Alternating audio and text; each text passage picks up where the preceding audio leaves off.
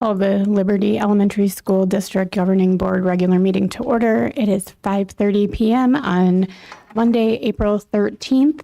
We are located at the Jerry Roby District Office, and we have 3 board members present: Board Member Kenyon, Board Member Zimmerman, and myself, Board Member Schmidt. We can move on to the Pledge of Allegiance. Board Member Kenyon, would you please lead us?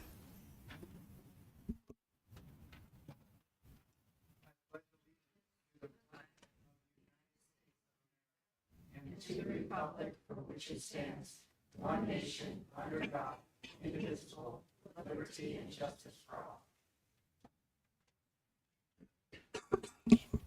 Agenda item 1.3, approval of the regular agenda form. I make a motion to approve the regular agenda form consistent with Board Policy 1-302 and temporarily suspend governing board policy with which this agenda may be inconsistent. I second. All right, we have a motion and a second. We can take a vote. Member Kenyon? Aye. Member Zimmerman? Aye. I'm also an aye. We'll show that pass 3-0. Item 2.1, attendance enrollment reports and school newsletters. Any comments or questions from board members about these items? Yes, I do. Go ahead. Okay. If we could go ahead and pull up the enrollment count, please.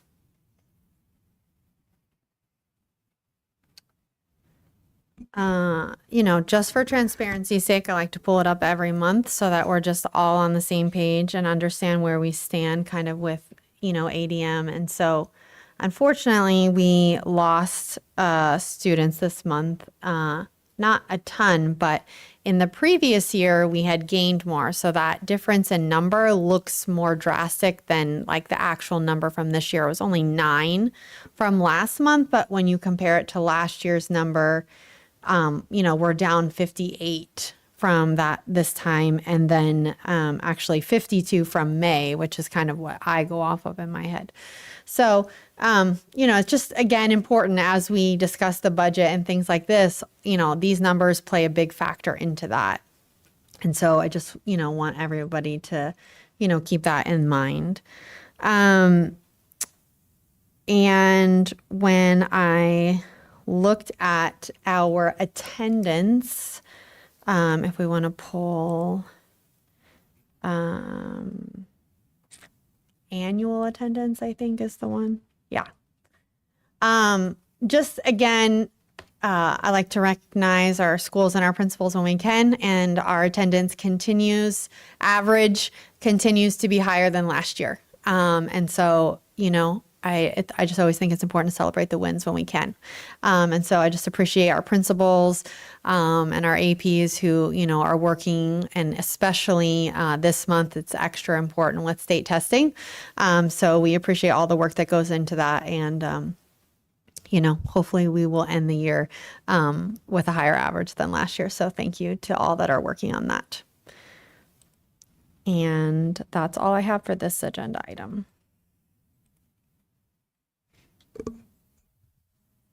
Anything else? All right. Item 2.2, monthly budget report.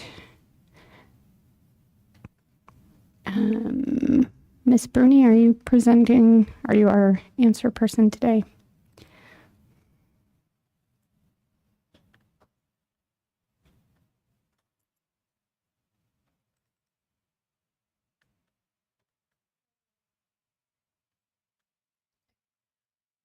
President Schmidt and board members, just if you guys have any following questions for the monthly budget reports. I just have one. Go ahead. I just want to make sure that you still feel like we're on track to, this time or a little before last year, we were needing to cut. I just want to make sure, it shows that with our encumbrances and M&O, we're still have $1 million. So as obviously we get closer to the end of the fiscal year, it feels better. Are you still feeling good about that number and where we'll end up? Yes, we are confident. Oh, okay, great. Thank you so much. Perfect. Thank you. All right.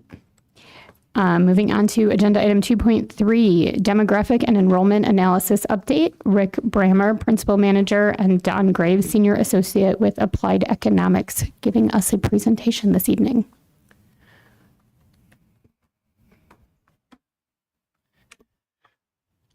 Thank you very much, President Schmidt and members of the board, guests. It's our pleasure to be here tonight to give you a little bit of an overview of the demographic update for this year. And I know we're all in kind of a different place than we thought we might be this year. So we've got some mysteries and some answers, and hopefully you'll find them all interesting. Scope of work that we do involves looking at as much enrollment data as we can possibly get. Your data, the data for the alternative providers in the area. We look at grade level distributions and distributions, especially geographic, because oftentimes you'll have one part of the district that's already in decline while another one is still growing. And so you don't see that. You see a zero. But it doesn't mean there isn't change happening inside the district. And then the demographic characteristics of the existing population. Are we aging? We're getting younger. We're renters. We're owners. Those kinds of things all lead into what the school-age population that we're going to be serving is. Don Graves is our residential development expert. He's the one who talks to the developers and the builders and the planners and does the forecasts on the housing side. So in terms of new housing additions. And so he has a monstrous amount of experience doing that, and I hope you'll benefit from some of what he has to say. And then we have two models. I do a macroeconomic top-down. How does Liberty fit into the Southwest Valley? How does it fit into Greater Phoenix in terms of big picture things, birth rates, employment, some of those big picture things that don't necessarily relate directly to you today, but they do drive it. And the second model is a bottom-up model. This is what we call our planning geography. So essentially we have the district divided into, I guess, a couple of hundred or so planning areas. We call them grids, each of these little red squares. And we've had the privilege of serving you long enough that we have not only this year's data, how many kids come out of each of the red squares, we've got data back 10 and 15 years of how many kids came out of each of these squares. And that's how we can track over time where neighborhoods are and what their direction and velocity is. So this geography is real important to us. It's highlighted there just by current attendance area. So you assign those grids where those reflect to attendance areas, which, as we know, don't actually give you school enrollment because of open enrollment. But nonetheless, those are the building blocks. If you just look at total enrollment, this is 40th day head count. It's not ADM. It's a number of bodies in the seat on the 40th day of every single year, going clear back to the year 2000. And so you could see that we've had this, consistent run up following what I call the Great Recession, which was clear back, in the 2006 to 2010 period, right up until 22, 23, 23, 24. So 22, 23, as you probably all know, is the year that ESAs, vouchers, became universally available to all people in the state. And that particular year, who was primed up ready to take it was people who were already in private schools. So in 22, 23, 80% of the people who took a voucher were already in a private school, meaning there was very little impact on you because that you never had them to begin with. Since then, it's been falling. And so now less than half of the kids that are taking a voucher are going to a private school. And interestingly, the increase right now, at least in the last 3 years, has been homeschooling, which has doubled in its rate in the last 3 years. And that's something that we haven't had to deal with either. So it's not that you're not having housing growth or population growth, because you are. It's just not translating into the number of new students. So, we've been really relatively steady at about 4,400 the last several years, which is contrary to what you think of when you see all the houses being built and all the folks moving into the community. The next way we look at the data is to break it down into grade groups.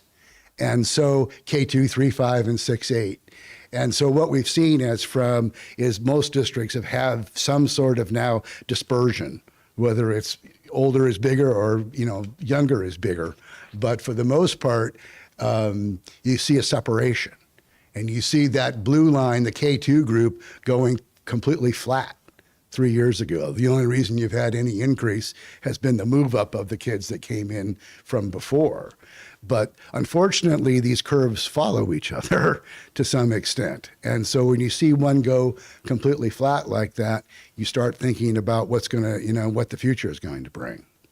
And as I was talking to Mr. Sloat on the way in, and the fact that you're even steady in enrollment is because of your growth. Because almost everyone else I work for is losing students right now because of this phenomenon. You're fortunate to have housing and population growth coming in to largely offset this factor. So all the cohorts went up at least until a few years ago, but now you can see basically how they have flattened out. And one of the things that I'm curious to see is, at least in my opinion, it's one thing to homeschool a kindergartner or a first grader, which is where everybody's starting. There are now kits you can buy. There are support groups. It's all out there. I can't imagine homeschooling my fifth grader.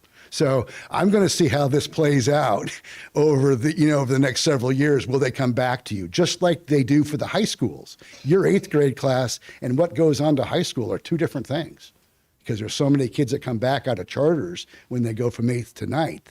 And we may see that from third to fourth, as a result of something like this. We look at, as I said, we have data on the address of the students, so we can put them on a map, at least aggregate how many students we're currently serving from each of the areas. You have a very large district and a very uneven distribution of students, with the northern clump and the southern clump, if you want. Which is neither here nor there, other than the fact it makes it more expensive to manage. It makes it harder to manage facilities and transportation when you have this kind of a footprint.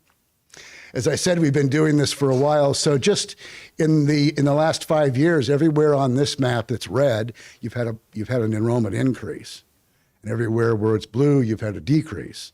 And so, as I said before, it's not like you're not having no growth. It's just that there's also declines in a lot of these neighborhoods that are premature for where those neighborhoods are. It's because they're going to other providers. We shouldn't be seeing, those effects. You'll see some of it aging, certainly down in the Australia area in particular, where housing is very expensive. You're going to see aging. But up north, we really shouldn't be seeing that yet. A lot of it has to do with the demographics of the population itself. And so the top chart shows you the green bar is population, the blue bar is housing units. The only thing to take from it is you're still growing as a community. The red line that sits on top of that one that's keyed to the right axis says that what share of that population is under the age of 18. So that peaked clear back in 2010. And so we've fallen from over 30% down to only about a quarter of the population, even being of the age group that you might be able to serve. And then on the bottom, we credit, or the cause of a lot of that is the shift in the housing aid, the age structure of the householders. So under the red bars are householders under 55, which are going to be your childbearing, and then the green is over 55. And it's a little hard to see from this, but the green part of the bar is growing much faster than the red part of the bar right now. And so, in fact, for 2025, 45.6% of all the households in the district are headed by someone over 55 years old. So basically, almost half of the households don't matter in terms of school age population, particularly for the elementaries. There's plenty of 55-year-olds these days with high schoolers, but at the elementary level, that's not the way you want to see it going. It's a statewide thing, and it's been going on for a while. The blue bars in this chart is the total population under 18 in the state of Arizona. And so what happened is that starting in 2010, it went completely flat. And so the share of the population that fell into that category has plummeted. And so as we have gone through this period from 2010 till now, we've introduced charter schools, we've introduced ESAs, and we've taken the same number of students and broken it into more pieces. There's just simply more providers for the same number of kids, which is exactly what you're suffering from now. This is... So there was 900,000 people grew, total population increase during that period of time, and the population under 18 did not grow at all. That's the the real come to. These are birth rates. The green bar is Arizona, the blue bar is U.S., and the squiggly line is the ratio between the two. So if you go back to the days of the boom, the great housing boom in 06, 07, our birth rates were significantly 20-odd% above the national average. It fell to right around the national average for a while, but in recent years has gone well below the national average.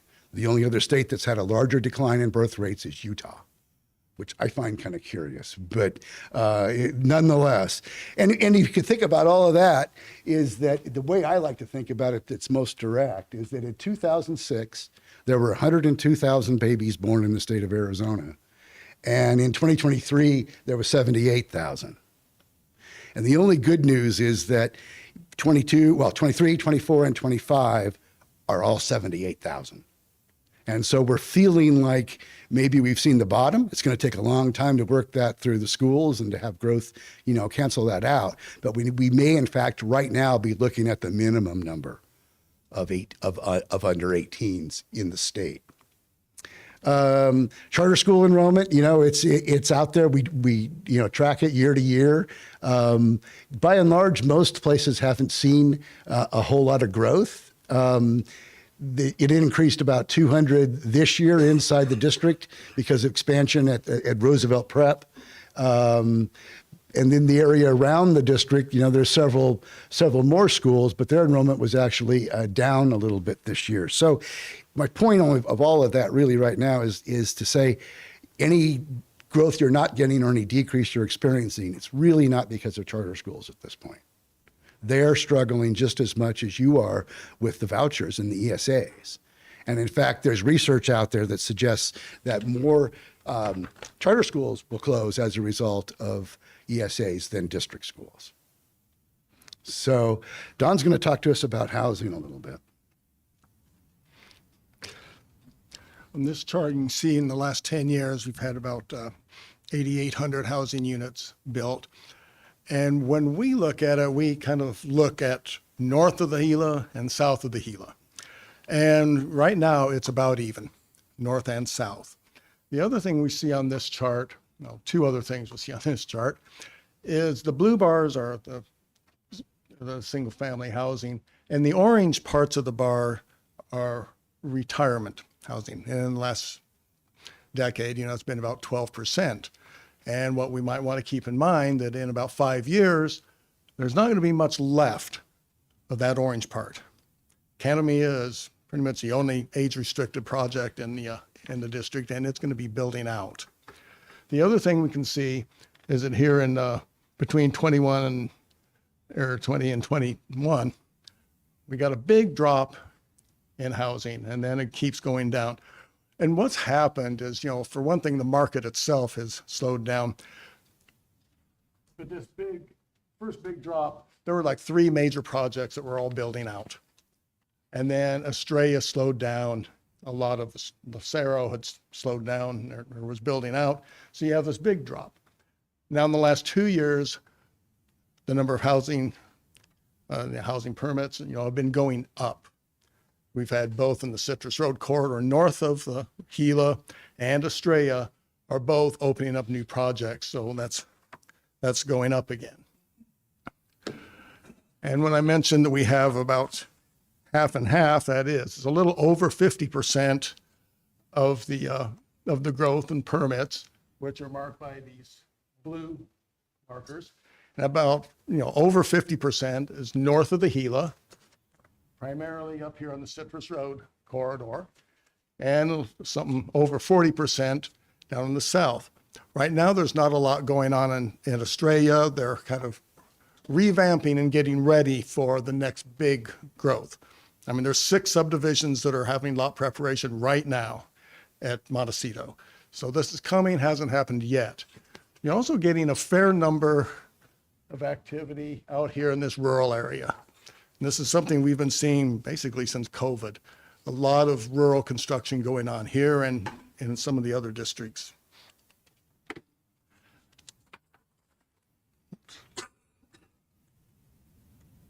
Oh, we're missing one. Well, the development potential, Oh, okay. The development potential is listed here in the colors. The yellow is single family, the orange is multifamily. What we're going to be seeing in the future is increasing housing density. Both the single family is going to be, smaller lots, and multifamily has not been a component really in the district before. It's about to be in a pretty major way. Up here in this far northwestern corner, right now there's one area up there that's got three multifamily projects totaling about 900 units that are in the planning stage. Some of these are supposed to be affordable or attainable. So whether that has an impact on you or not, I don't know. And again, we've got, a lot in the north, a lot in the south, and a lot of land right there in the middle that's still farming. Whether that comes out to be an issue in the next few years or not, but eventually it will be. In the timing, what we have here is red is an active project.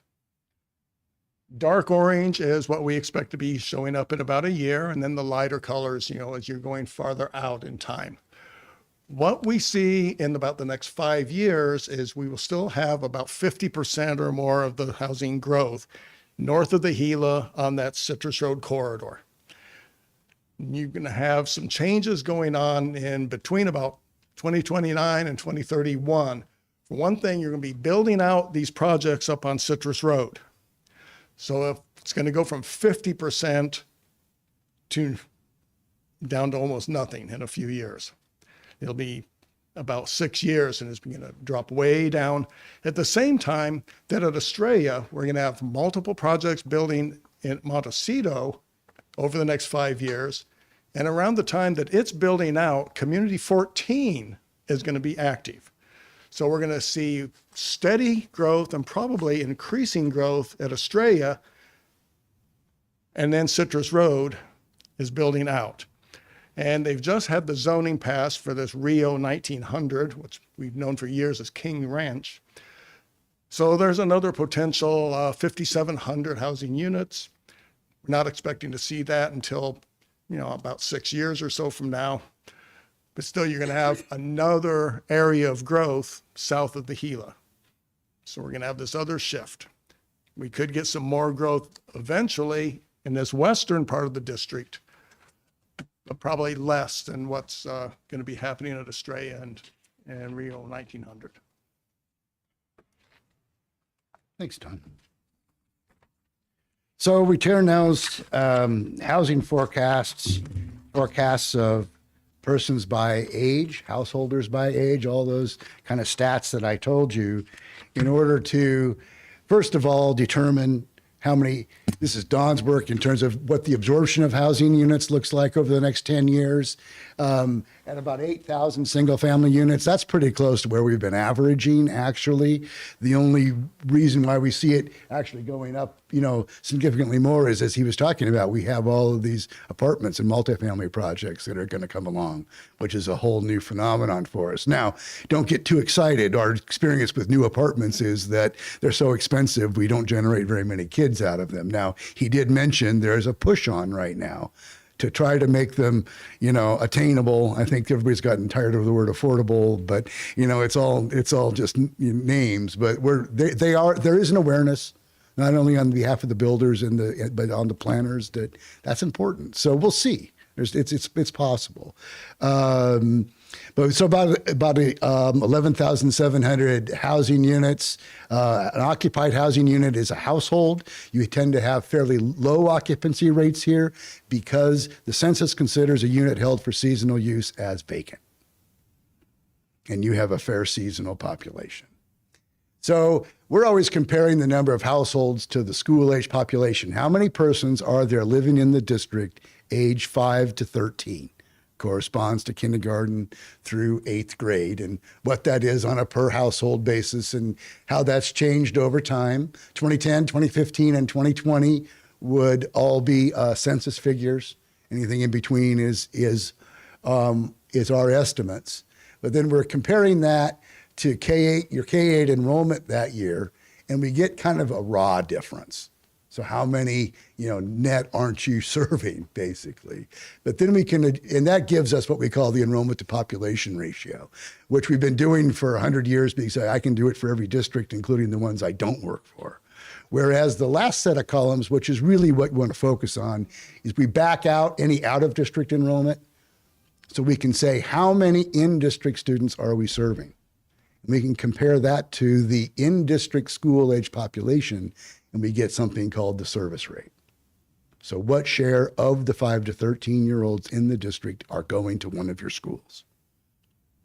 And that's the thing that's hardest in a way to estimate and project, because it doesn't really have anything to do directly with housing prices and demographics. It does some, but an awful lot of it has to do with alternative providers and, now vouchers. And so we're seeing these relationships shift. And so it had been fairly stable for you guys. It still hasn't come down tremendously, but from everything I'm seeing from the last 3 years, I have to feel like it's going to, at least in the near term. And because I'm pretty conservative, I don't want to get too far ahead of ourselves on what any potential growth might look like. So what I'm trying to say is that we are doing a fairly conservative projection of enrollment, realizing that, that there's competition out there. So right now there's, 1,900, about 2,200 or so, 2,300 persons that are living in the district who do not attend one of your schools. And so at 60 odd percent, believe it or not, that's about average these days, somewhere between 65 and 70%. Most districts are right there because we've got, 25% in charter schools and the other 10% now on vouchers and so forth. So that's, it seems low, but it's about in the pack. But as you draw more development, you draw more interest from other providers too. So I think it's reasonable to assume some decline there. We look at it over time, and that service rate has been going down with a pretty good correlation at about 0.5% per year. So in our baseline forecast, I'm going to just assume that it's going to continue to decline at 0.5% per year. So that would put our enrollment, our total enrollment in the district at about 5,900 or so 10 years from now, which definitely is, up 1,500 or so from where it is now. But it could be up a lot more because of the service rate thing. This 1,500 is already assuming we're going to lose more than we are now, which is just an assumption. It doesn't have to come true. So that's what the graph of it looks like. The other thing we look at then is we do projections mostly by where kids live, based on demographics and housing and things. But then we have to do projections by school, which has to take into account open enrollment. And so we're always looking at this matrix, the attend reside matrix. So if you read across at Estrella Mountain, they have 349 of their own students, plus 2 from Freedom, plus 9 from Liberty, et cetera, plus 68 from outside the district, giving them total attendance in the school at 562. If you read down the column, you find out there's only 421 students who live in that attendance area. So that school has a positive net difference of 141. And most of the schools, do have some gain because you have some pretty decent numbers from outside the district. But sometimes you get into areas where you're really close to another school, or there's a special program that'll drag down these numbers or really impact the way they shift. But at the end of the day, only 78% of your students go to the school that they are designated to go to by looking at the attendance area map. So on top of all the other uncertainty we have in projecting enrollment by school, we have to take into account that 22% of the kids are in movement in all of these projections. So we do the projections, as I said, by geography. So the general growth areas that we expect over the next 5 years, as Don said, a pretty even split at the end of the day. heavier on the north, but shifting to the south, especially in the second time period. And then two sets of projections. I just want to explain what they are so you don't confuse them. Is again, attendance areas, projections by where kids live only. And that's the one that's tied most directly to development. And if you look at those growth numbers, that's telling you where the actual population is expanding. And then the bottom set, which is taking into account open enrollment, so that you can actually see our projected enrollment by school, which is much more intuitive to most people because they know how many are in the school. They don't really know how many are in the attendance areas. And so, we had 659 increase over the last 5 years. We're looking at 570 for the next 5 years. So, a little bit less than we've been doing.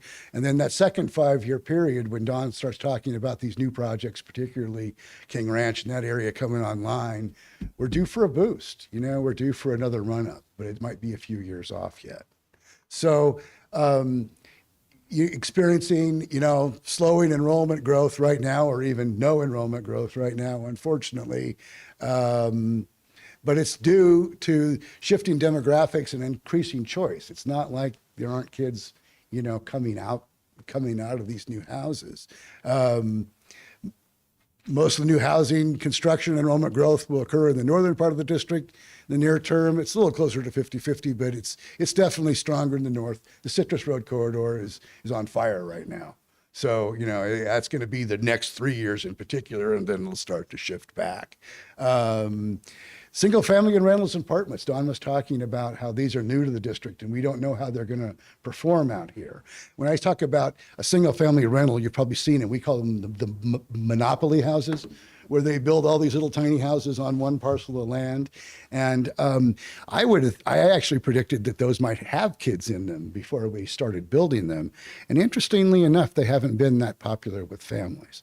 Not everywhere, at least. But again, that's something that we'll watch here, particularly because of the demographics and the housing affordability issues, which quite honestly are changing everything. I've been doing this work in Arizona for 30 years, and all our growth was predicated on affordability,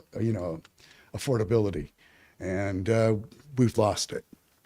That said, the district is positioned for substantial population and housing growth. I mean, you see it everywhere, active projects, all the planning. It's not going to stop, at least not, anytime soon.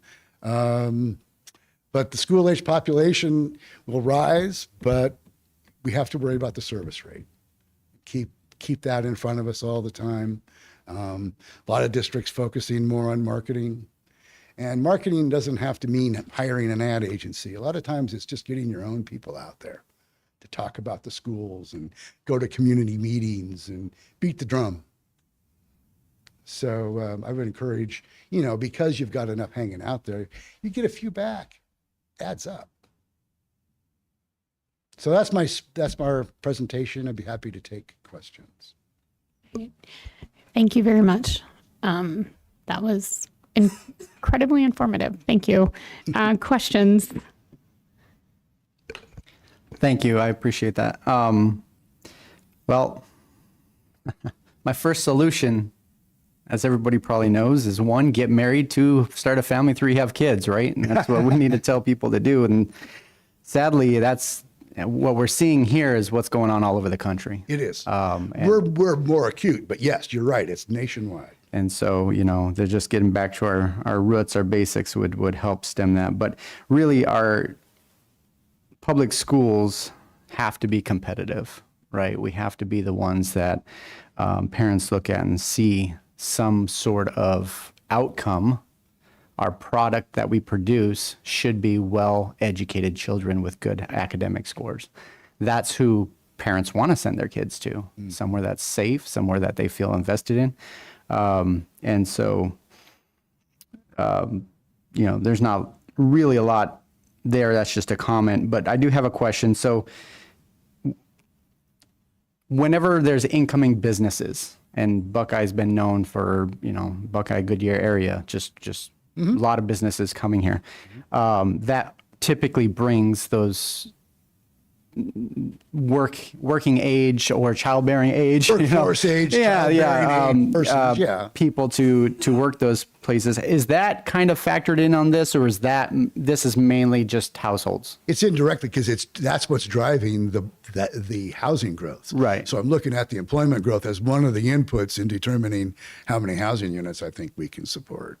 Right, and I appreciate that. So, looking at what we were saying, the 55 plus housing doesn't seem like that's rising so much. That's more shrinking, and we're getting more, hopefully, that working class. Less dedicated 55. Right. The stigma, There's still, or whatever it is, of living in a retirement community has lost its charm. So it's not like you don't have plenty of 55 and ups. They just don't want that label. Right. All right. Well, thank you. Thank you for this. This is a good presentation. Ms. Schmidt. Yes, please go ahead. Thank you so much for the presentation. As I've sat in the audience for your presentation before, I always find it super informative, and I think it's also just really good for the public. And I feel like you do a great job of presenting it for it to be understandable. So thank you. Thank you. Could we go back to slide 21? Or at least it's 21 on mine. I think okay, can we just go back? I printed this on Friday, so it's a little bit different. I'm looking at the school attendance versus location by, yes, this one. I just want to make sure that I understand it and the negative numbers. Okay, so when we say total attendance, that is the number of students that attend that school currently. Correct. Okay, and then the total resident is what you believe the 5 to 13, whether they attend. That's an important distinction. Okay. There's more kids out there that are unaccounted for. All of these are your students. These are Liberty Elementary School District students. The total resident ones? Well, resident and from the outside of the district. But my point is, it doesn't include any school-age person who doesn't go to one of your schools is not in this matrix. Okay. So where do we get the negative number then? We get the negative number because if you were to look at Rainbow Valley Elementary, I guess, you add across and you find out, and my eyes aren't that great, but 616, is that what it says there? Yes. In Yes. attendance. That's school number 4. If you read that down, you are drawing 706 students from that attendance area. A lot of them just don't choose to go to that school. So there's a negative difference between how many live there and how many choose to attend. Are you saying they attend somewhere else in the district? Yeah, because then if you read down column, what is that? Column 4. So there's 68 at Estrella Mountain, 2 at Freedom, 24 at Liberty, 551 at their designated school, 35 at West Star, 17 at Breeze's. Okay, I think I got this. I think I can. So if you read column 1 is Estrella Mountain, and 349 students that live in Estrella Mountain's attendance area attend Estrella Mountain. However, 2 attend Liberty, 5 attend Rainbow, 61 go to West Star. Yes. So reading down a column are all of the number of students that live in that school's attendance area. Okay. But they don't necessarily attend that school. So the negative would be that we have 600 students that live in the Rainbow Valley attendance area, but only 500 attend Rainbow Valley. The other 100 are choosing to spread themselves out at other district schools, but they all attend Liberty District. Does that make sense? Yes. Okay. So can we look at Loretta Zumbro? Is that school number 8? Yes. Okay. So we're saying that. We're saying that there's a total of 217 students that are in that school. But if you read down column 8, find out that there's, 346. 46 that are coming from that attendance area. And as a new school, we see that a lot. Where everybody doesn't go right away. Yeah, and I think it has to do that 7th and 8th grade aren't there. So those kids that would normally go there are different schools. And if you look at the number, I understand it now. Yeah. I just wanted to make sure I understood. And This is kind of an important thing to some districts. So what share, these are all your students, but what share of your students choose their own school in the case of Australia, it's 83%. 349 divided by 421. And so you see those running kind of a gambit, usually, and sometimes it means there's an issue. Sometimes it's just there's a program. yeah. It's something that doesn't have to be, just something to be aware of and something to track over time. I appreciate you talking about the homeschool because that was one of my questions. I feel like, after COVID, that is when there was a really big change in people like who chose homeschool during that time. And then it's like, oh, I'm just going to keep doing it. But I think you made an important point as, maybe there are a lot of younger children. It'll be interesting to see how that happens over time. But that was one of my questions is, did you think that homeschool was also playing a role? Huge right now. I think it's harder to compete with, right? Because people that are choosing that aren't choosing any school, right? And so, that's intentional versus us competing against a charter school. And I think you're right. I think the seed for that desire was laid in 2020. It was. And then all of a sudden, now you've got a voucher. So now you not only have desire, you've got $7,500 per kid to stay home. Yeah. Yeah, it's interesting. Just some takeaways for me is that, that the Arizona population 18 and under is going to continue to decline, it look like, for the next 5 years. And so, I just think it's important for us as the board, as we, move forward to be cognizant of that as we, make budget decisions that, we probably haven't, unfortunately, seen the end, I guess, of, some decline. And then the other thing that I noticed is that, based on your projections, that really none of our schools are going to be reaching capacity, till maybe year 9 or 10. And that forecast, could change a lot. It could, especially, I always tell boards, the first 3 years are really good. The first 5 are okay. And the second 5 years is just, I won't say a guess, but it's an educated guess. Sure. No, I appreciate you saying that. And, as you said, because I, sat just in a different spot and listened to you for a lot of years, the forecast is very different in terms of when our schools would reach capacity. Right. And so, it's just good for us to know. So again, thank you so much. I appreciate all the work you put into it. Thank you. And just so the board knows, I will be presenting at the ASBA conference in June up in Flagstaff.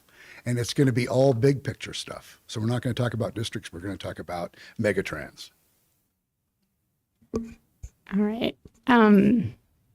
Thank you again for this. I think most of my thoughts have been touched on, but I think one of the things that kind of surprised me the most is that these big apartment communities that are going up are not bringing in many kids. And I know that they are expensive, but you still sort of think that you're going to get some younger aged people. And especially, I appreciated what you said about the Monopoly House ones. That's funny that you call them that. But I also would have thought you would have found more families and kids in those areas, and it's just not what's happening. And it's due to the cost of the apartments. Like, is that With the case of the Monopoly houses, I was personally surprised. I thought they would be a good landing point for young families, to be honest.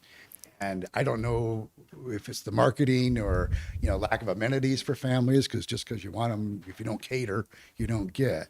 The apartments, most of the 2 bedrooms are going to be $2,500 and up per month. And that's just simply outside of most people's budget. Now, I think it does create some supply. This is trickle down economics, which I'm not a terrible fan of, but if I'm one of the people who can afford to move into a new $2,500 a month apartment, maybe I moved out of a $1,600 a month apartment that someone else can rent. And so I'm hoping that we get a little bit of that movement, but that's going to be hard to measure. Yeah. Yeah. And I think that goes back to what Board Member Kenyon said about all these new businesses and hoping those people would be working age and family age.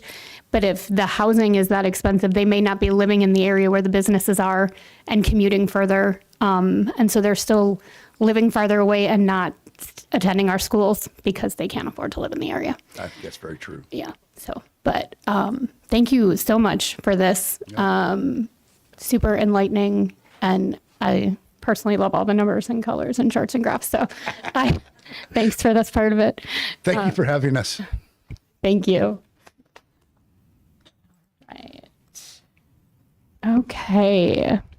Moving on to agenda item 2.4, we have information related to potential maintenance and operation override election. Mr. Mike LaValle, I hope I pronounced your name right, from Stifel Public Finance, presenting. Good evening, board. For the record, my name is Mike LaValle with Stifel. That's okay. My son played football in the state championship, and it was Lavalier, Lavalle. They said it like 10 different ways on the field. But anyway, but thank you.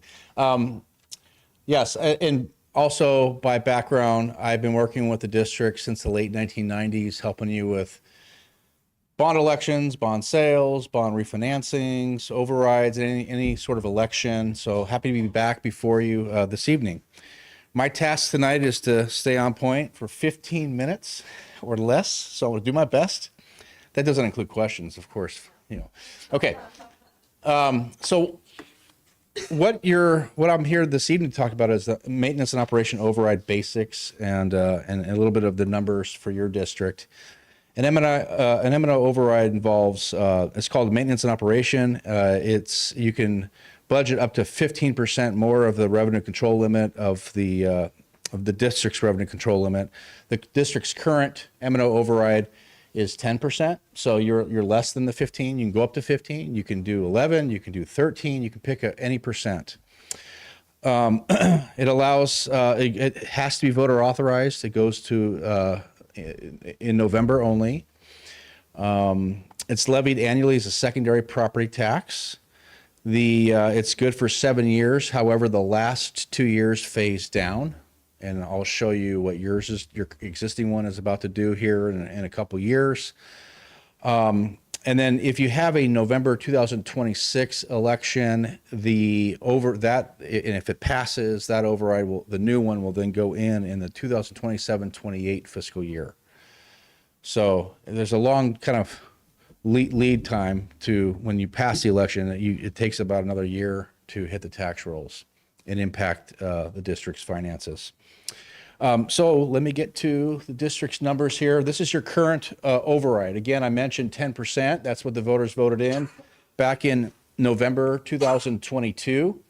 And so in November of 2022, the voters voted it in. And so this particular override started in 23-24. That was the first fiscal year. That 10% amount calculated of the revenue control limit calculated to just over $3 million. And had an override tax rate of 71 cents. Year 2, year 3, year 4, generally the same numbers. There's a typo in year 2. It's not 30 million. That 3, I think, is incorrect. It's supposed to be a comma there. But roughly $3 million for the first couple of years. Year 3 was 3.2. Year 4, 3.269. So the numbers change based on your revenue control limit. And the revenue control limit is based on enrollment. And then the tax rate changes based on the number there divided by whatever your new assessed value is every year. So as your assessed value has grown, the tax rate has started to come down, as you can see in the far right column. So year 4 is actual. That's what we believe is going to happen based on the current assessed value we got for you here in February. That's an estimate, but once it's approved in August, this is what we think your override tax rate will be in the upcoming fiscal year. Now, year 5, 6, and 7 are estimates. 5 is the last full year of 10%, and then year 6 and 7 is where it phases down by 1/3, 1/3, and then down to 0. Now, what you're contemplating if you go in November of 2026 is a year 4 override. And if it fails, then you have one more bite at the apple before the phase down. The phase down is painful, so a lot of districts go out in year 4 hoping to renew it. If it doesn't pass, one more bite at the apple, go back to the voters and ask them, please consider this before it phases down. So overlaying this, on the left here is your current override, the last couple years, year 3, year 4, year 5, year 6. If you go in November of 2026 and it passes, the override renewal columns there, year 1 will start in the 27-28 fiscal year. It will replace the year 5.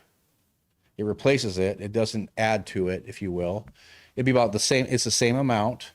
Tax rate would be about 61 cents. It'll actually probably be about 57 cents when you get to that fiscal year based on our projections. It's just that in the voter pamphlet, we have to use the previous year's tax value and not the current year's tax value. So it's going to be around 61 cents in the voter pamphlet. And year 6 of the old override, you can see it phasing down, but you pass a new one, so you'd be in year 2, you just keep that override going. This is a 10% scenario, replacing a current 10% override with a new override for 10%.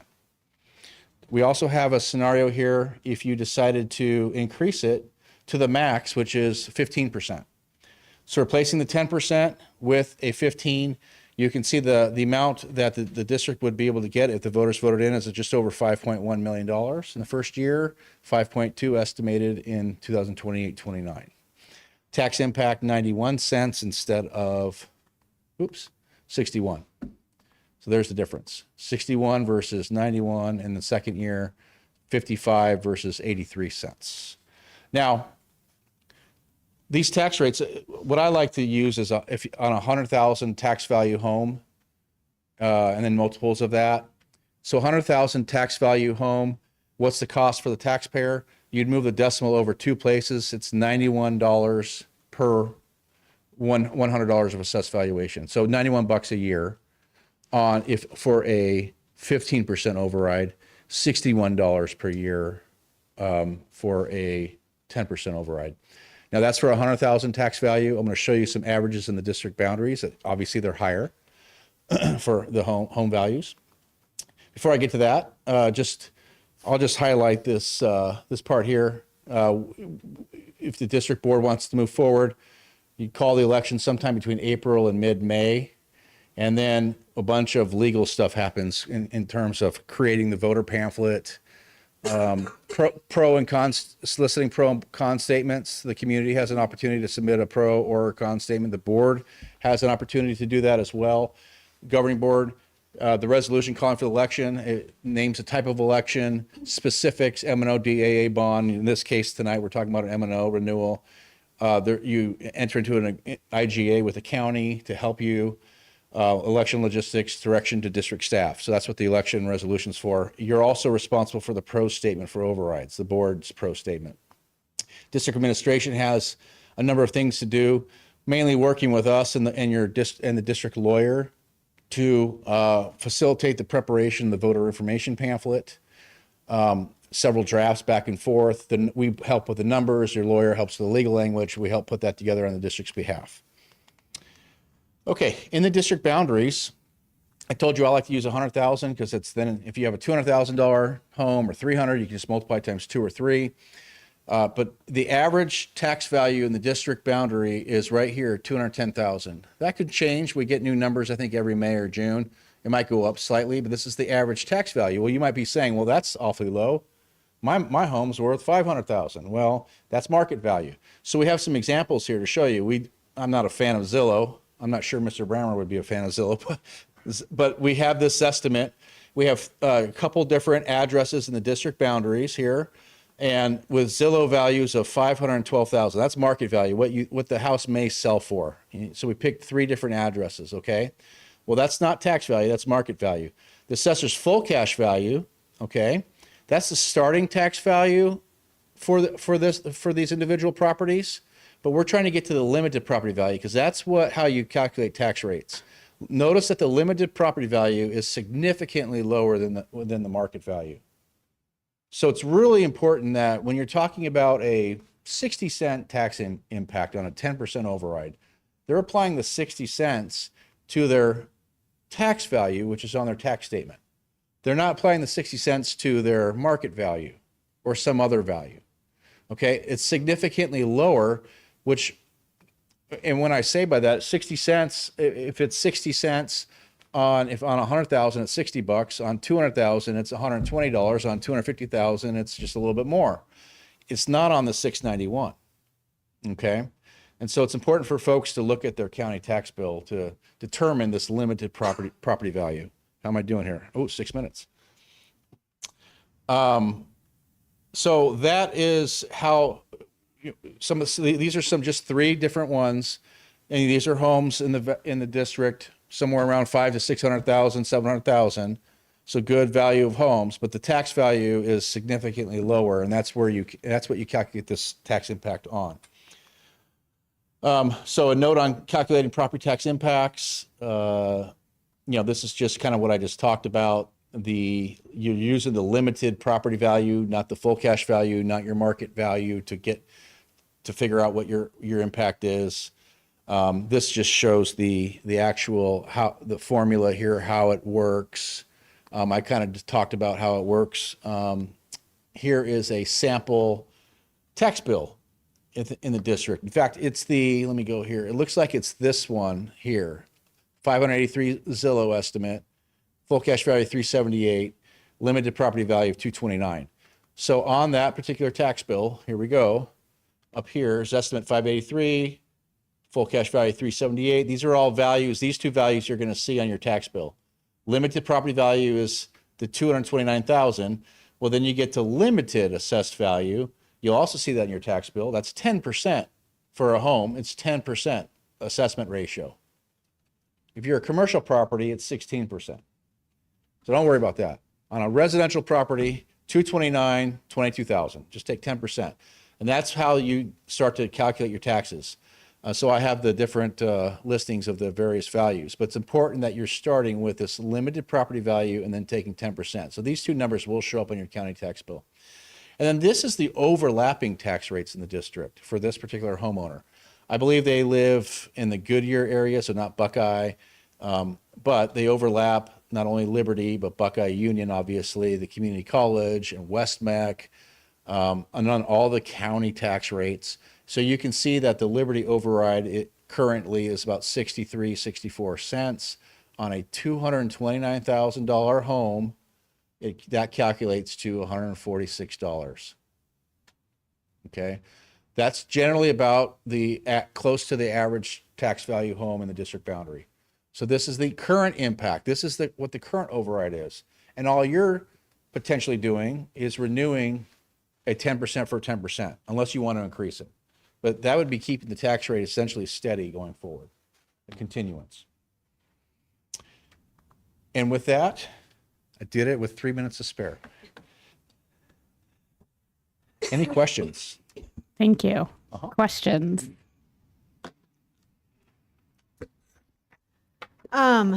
Thank you so much. Again, I have heard you speak many times from the other side, and I appreciate it. I think the biggest question for the board is, do we want to go out in year 4 or year 5? Mm-hmm. And as someone who has been a PAC chair, Yes. It's an important decision, I think. Certainly being able to use the word continuation rather than increase, Correct. I think is super, super important. I actually had to go for it with an increase because it phased down in that year 2022. That's a tougher sell. It was. Yeah. But we did it.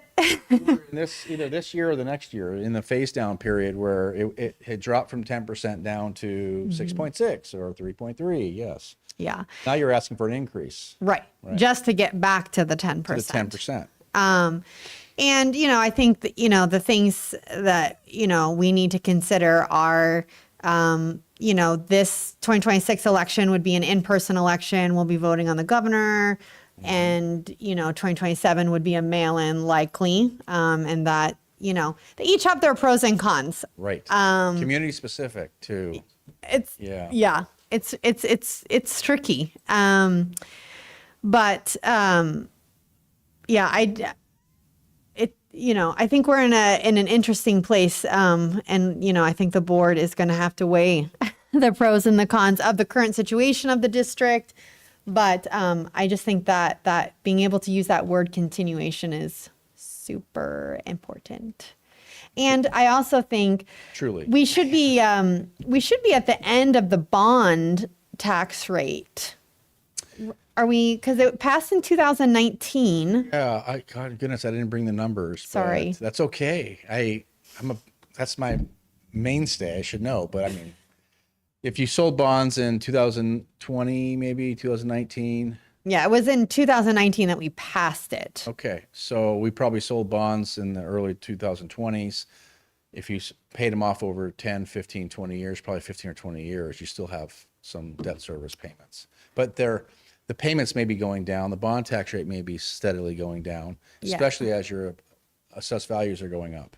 As I new homes hit the tax rolls. I think it may be closer to 10 years. Yeah, okay. I'd have to go back and look at an old presentation, but Happy to come back and give you everything you need on that. You know, Just didn't I- bring it tonight. Yeah. I think, it would be interesting to know as more of a way to kind of sell it to the voters, right? That, that bond, payment, that tax rate, is kind of be eliminating. So it's, I think you have to be creative right now in how you project it. But I do think that what you're being taxed on, that limited, is so important to communicate to voters because, yeah, everybody thinks they're being taxed on that $691,000. Right. And so just being able to really provide that education is just so critical. That's the hardest thing on the tax rate side to Yeah. convince, voters that it's not anywhere near your market value right now. 10 years ago, market value and property values were a lot closer. It wasn't as difficult of a discussion.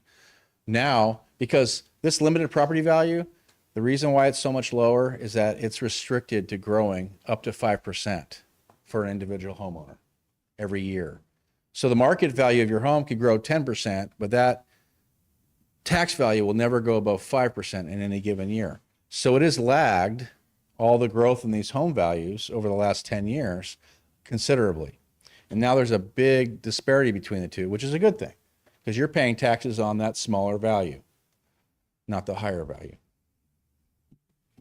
Thank you so much for your presentation. Thanks. Do you have anything? Good. Yeah, I would just want to thank you for coming in. I was part of a phone call, I don't know, probably 5 or 6 weeks ago, where we got to hear a lot of this presentation, and I thought it would be useful to have the entire board hear it and the public. And you explained it so very well. Thank you. And I think that, what you were just talking about, the idea that you're being taxed on your market value is what a lot of people think. And get very, I don't want to pay, extra money on this.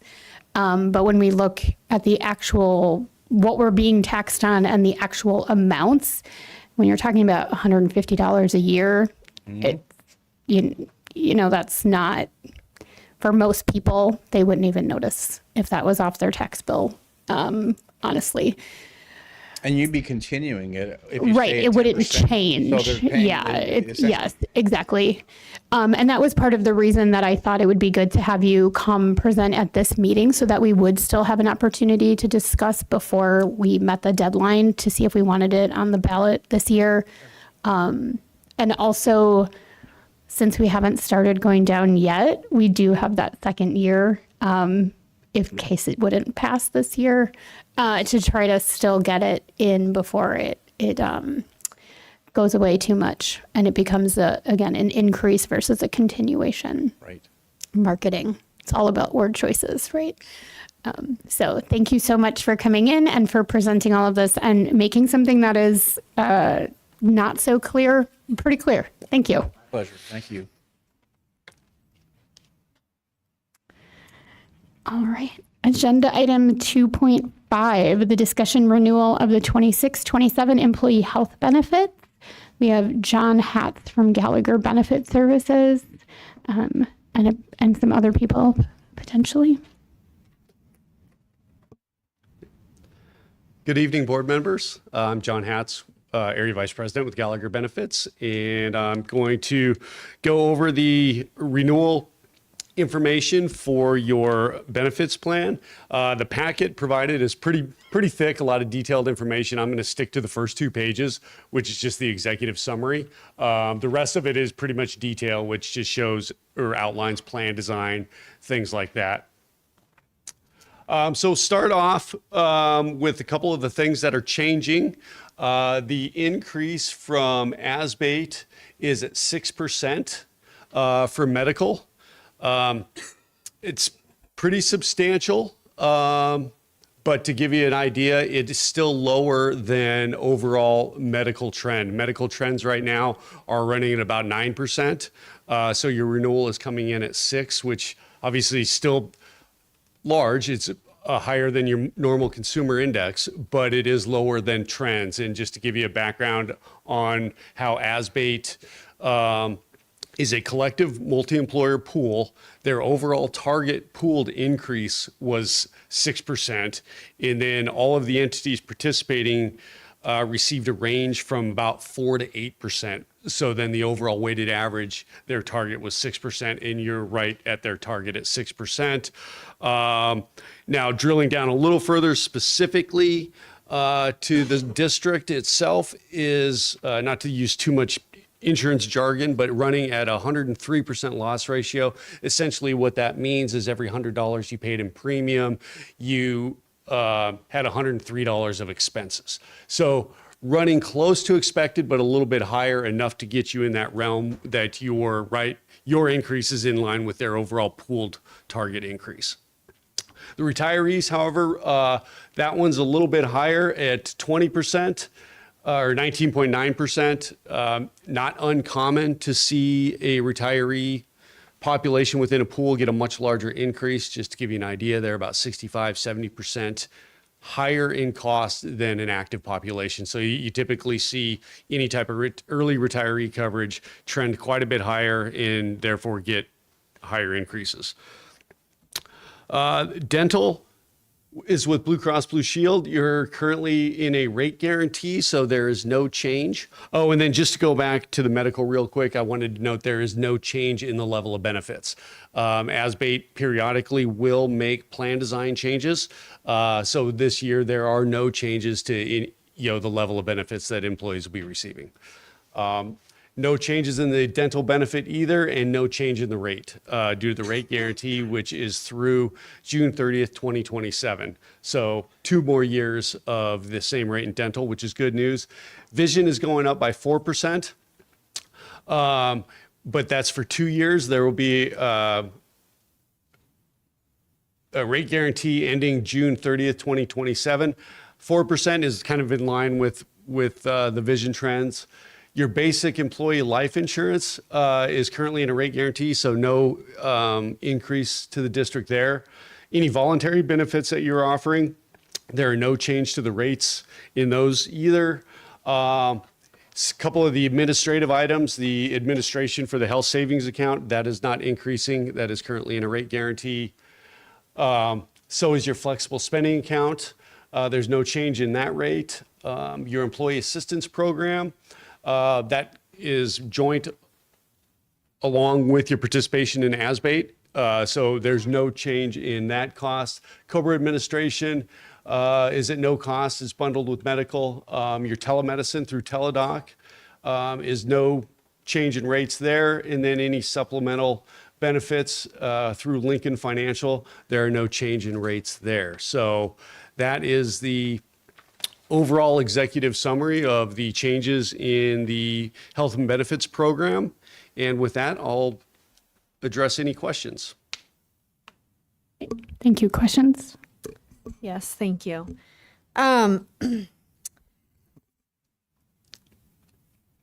You kind of answered one of the things that I was going to ask is that, and I was comparing the plans, and I just wanted to verify that there is no change essentially to what the employee is getting, because last year there were huge significant changes made for the employees. So this year it essentially is almost reversed, that the cost kind of falls on the district versus the employee, because last year it was the reverse. So I just want to clarify that that is accurate. That is accurate, that the level of benefits, so any deductibles or copays or out-of-pocket maximums are not changing. So the level of benefit that the employees are receiving are the exact same. And then you're right, because year over year, any employee, their out-of-pocket costs are maxed and they're the same. So their exposure remains the same from year to year. But as you know, costs go up. So then you're correct. Any additional costs because of that leveraging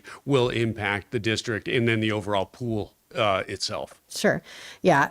Last year, a lot of the deductibles and all of that changed, and I felt like really rough. So I'm grateful that at least we can say that to our employees.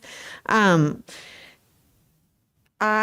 have it as 193,000, the increase in 6% that the district will need to cover. So, I just point that out as, when we get to the budget, that will need to be accounted for on our behalf. And then the gold plan, that's a renewal of 19.9%. Is that number $9,000 just because there's less people, or did I not find that number correctly? Because it didn't seem like enough, but I couldn't find it. Like, I just want to. Let me. Or is it included in the 193,000? That is a great question. So let me look through the materials real quick here to see if the retiree increase is. Where is it? Right here. Oh, so. Okay, yeah, great point. Thank you. So the premiums are going up for the retirees, but any of that increase would not be included in the 193,000 because they pay 100% of their premium. Correct? Yeah. Yep. Okay. So the impact to the district would be 193,000 because that's the active employee population. The retiree premium is 100% responsible for the retiree to pay that premium, so that their increase doesn't impact you, but we note that increase on here. And is that because we are phasing out the classic gold, or that's just the increase to the value gold? That's the increase that the retiree plan is getting based on the ASBATE overall pooled experience and what they are transferring through the premiums back to that portion of the pool. And so is it not necessarily tied to a certain plan, like the high deductible or the value gold? Is it just in general the retirees in whatever plan they choose? And so I'll let the ASBATE or the military.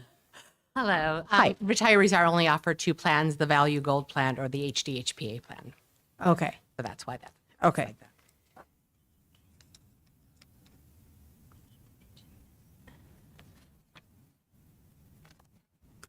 Okay. I think those were just mainly clarifications to ensure that I understood the full document properly. Thank you. Any other questions? More just a comment. Thank you for bringing this to us again.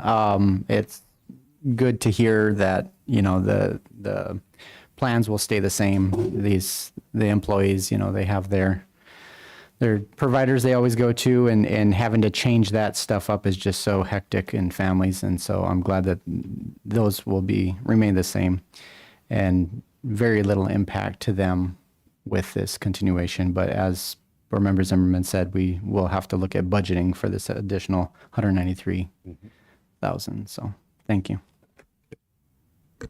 Sorry, could I just make one Yes, more comment? please go ahead. Okay. One thing that I thought was interesting is that I think, if I remember correctly from last year, that loss ratio for us was much, much higher.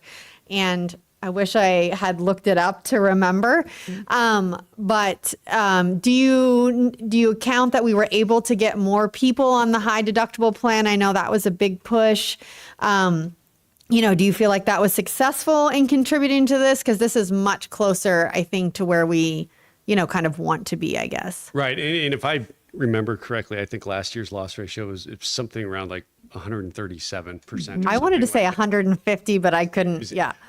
So it's a little bit of both. Driving folks to the high deductible health plan could certainly impact the costs because a plan like that is designed to a little bit more risk, right? The premiums are lower, but you take on the potential for higher out-of-pocket costs.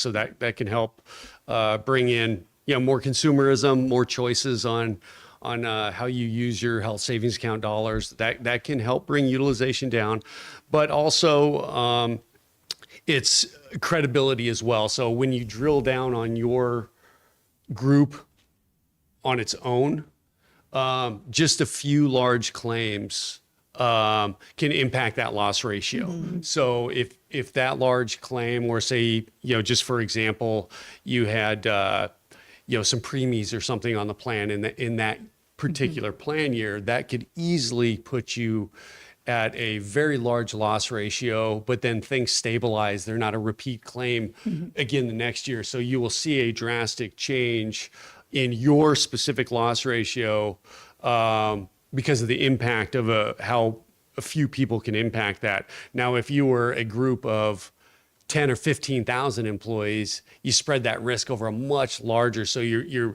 much more stable when it comes to loss ratio. So when you start to drill down and the data set gets smaller, it's a little bit less credible and subject to higher fluctuations. So it's not uncommon to see that happen. You could in the future have a 80% loss ratio one year and then a 200% the next year, just given on the severity of a large claim. Okay, but I appreciate that explanation. That makes a lot of sense, but it did play into our favor this year to be at a lower loss ratio. It sounds like. Given the range that the ASBATE was providing, like I mentioned earlier, they were looking at 4 to 8% increases to target 6, and if you're on the more favorable side, you're going to get a more favorable renewal within that range. Thank you. All right. Thank you. I think we're good. Thank you.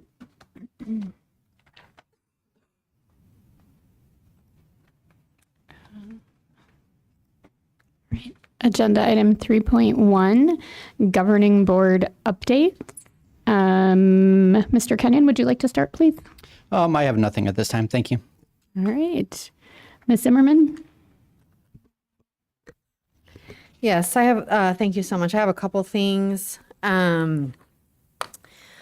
I was able to be a guest reader during Read Across America Week at Las Brisas, which is always super fun. I'm grateful to be invited.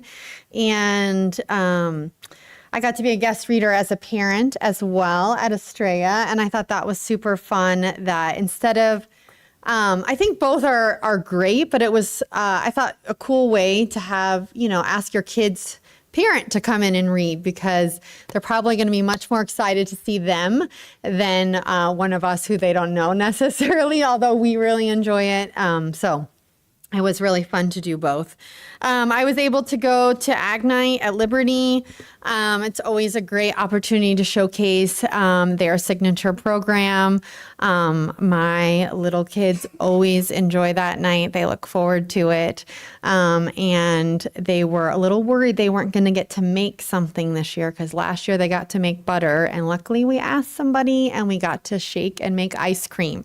And they were equally as thrilled. So super fun night there.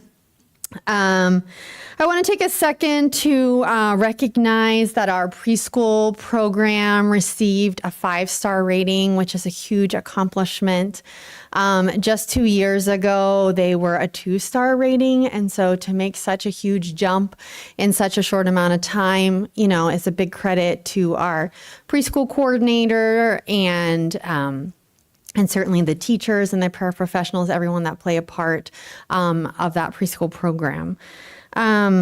I also just want to, give a warm welcome to Dr. Doozy as we approved her as our new superintendent. I'm excited to have her here and, lead us in a positive direction. And finally, tonight, I wanted to address the settlement to the lawsuit that I filed against the district and the board. This was a long overdue action by the board, who both acted unlawfully and without legal authority when they conducted an investigation of me and censored me last July when they had no legal authority to do so. In the settlement, it reads that the board did not have the authority to conduct an investigation of claimant or to impose restrictions on her as enacted in the agenda item 4.6 at the July 14th, 2025 board meeting. Any restrictions imposed upon the claimant by virtue of the board action taken in the agenda item, as well as the investigation report referenced in the agenda item, are null and void and shall have no force and effect. It is important that it is clear that the actions were beyond their legal authority, and they were aware of that since last September, 6 months ago, and it took me retaining an attorney and suing the district for the board to take action. I would hope that the board is reflective and ensures that in the future they only act within their authority, and when they are aware of an error, that they work urgently to correct it, unlike what was done in my situation. Forcing someone who was duly elected by the constituents of this district to sue the district they represent just to be able to serve fully in my elected role as the voters are expecting me to do so. Thank you.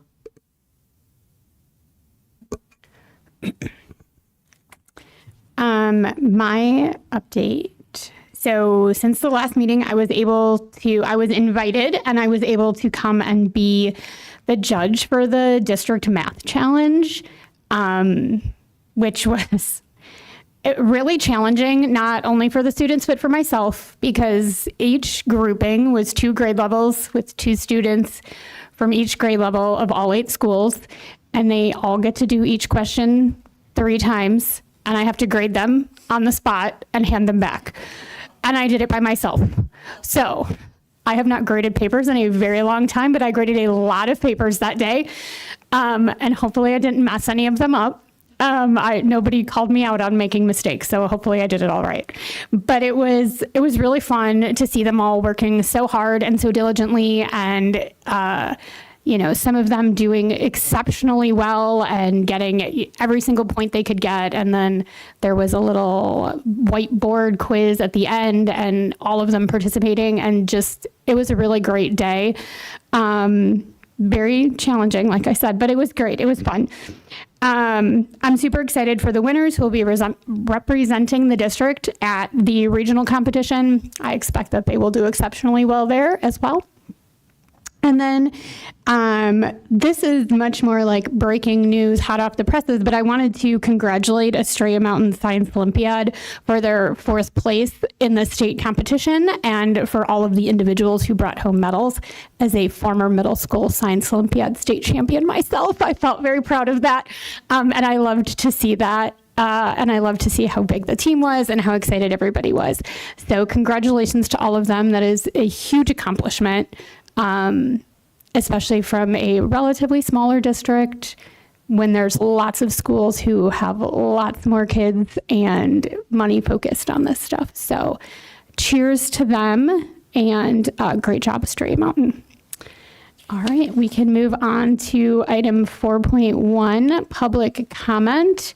Since Mr. Cirancione isn't here, I will be the one calling names today, but we only have one speaker. Megan Canan. Good evening. My name's Megan Canan. I reside in district, and I'm here to read a letter received from a concerned community member regarding the actions the board has recently taken. The first thing is compensation increases and salary schedule alignments. I appreciate that the board was able to provide a 2% compensation increase for returning staff after no increases in the 25-26 school year. However, I'm concerned that the current implementation may not align with established salary and wage schedule practices. In previous years, board-approved increases were applied directly to support staff schedules, exempt support staff salary schedules, and administrative salary schedules. These schedules are used by HR for hiring and placement and guide employee progress based on years of service.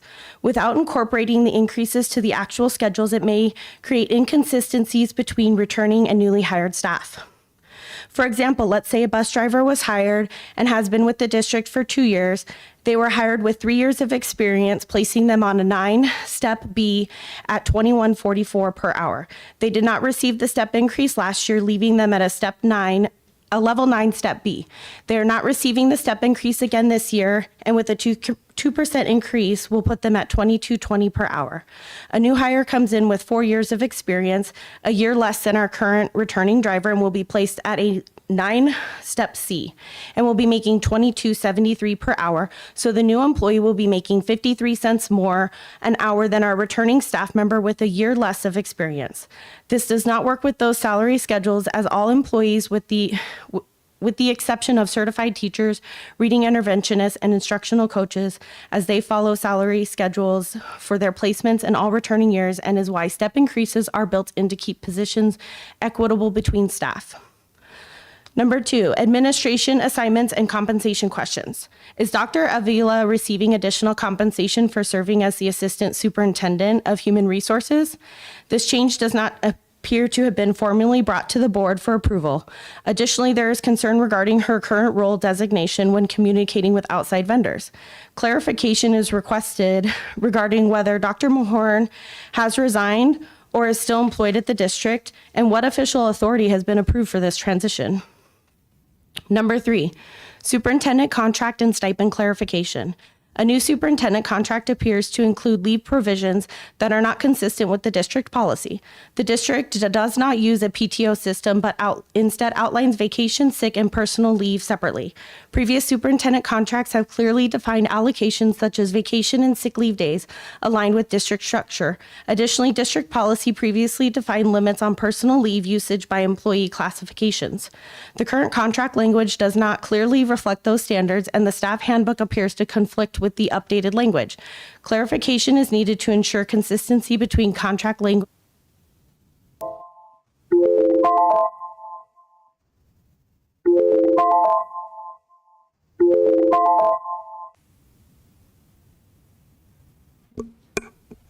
All right, thank you.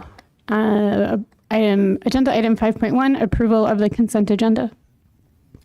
I'd like to pull 5.2, 5.5, 5.8, and 5.9. Thank you. Anything else to be pulled? All right. I make a motion to approve the consent agenda with the exception of 5.2, 5.5, 5.8, and 5.9. I'll second.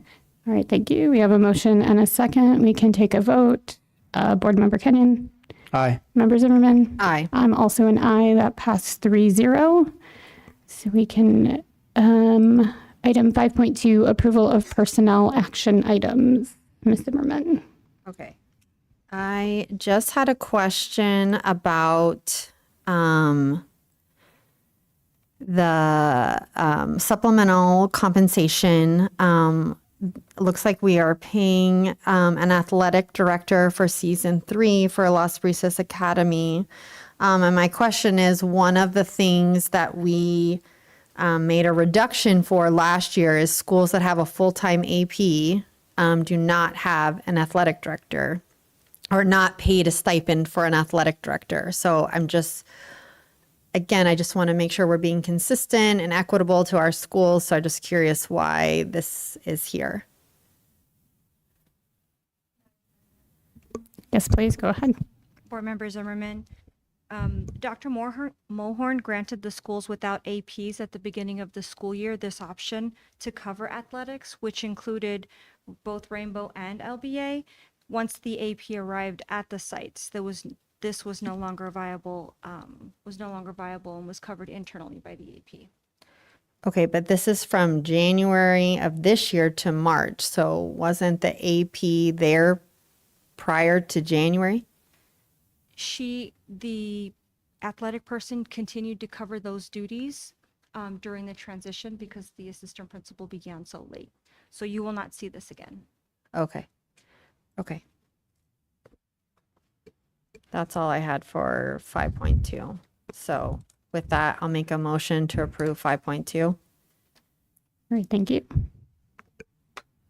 Second. All right, we have a motion and a second to approve agenda item 5.2. Member Kenyon? Aye. Member Zimmerman? Aye. I'm also an aye. We'll show that passed 3-0. Moving on to item 5.5, approval ratification of expense vouchers 2635, 2636, 2637, 2638, 2639, and 2640 in the amount of $1,792,288.84. Okay. If we could pull up voucher 2637 and go to page 5, please.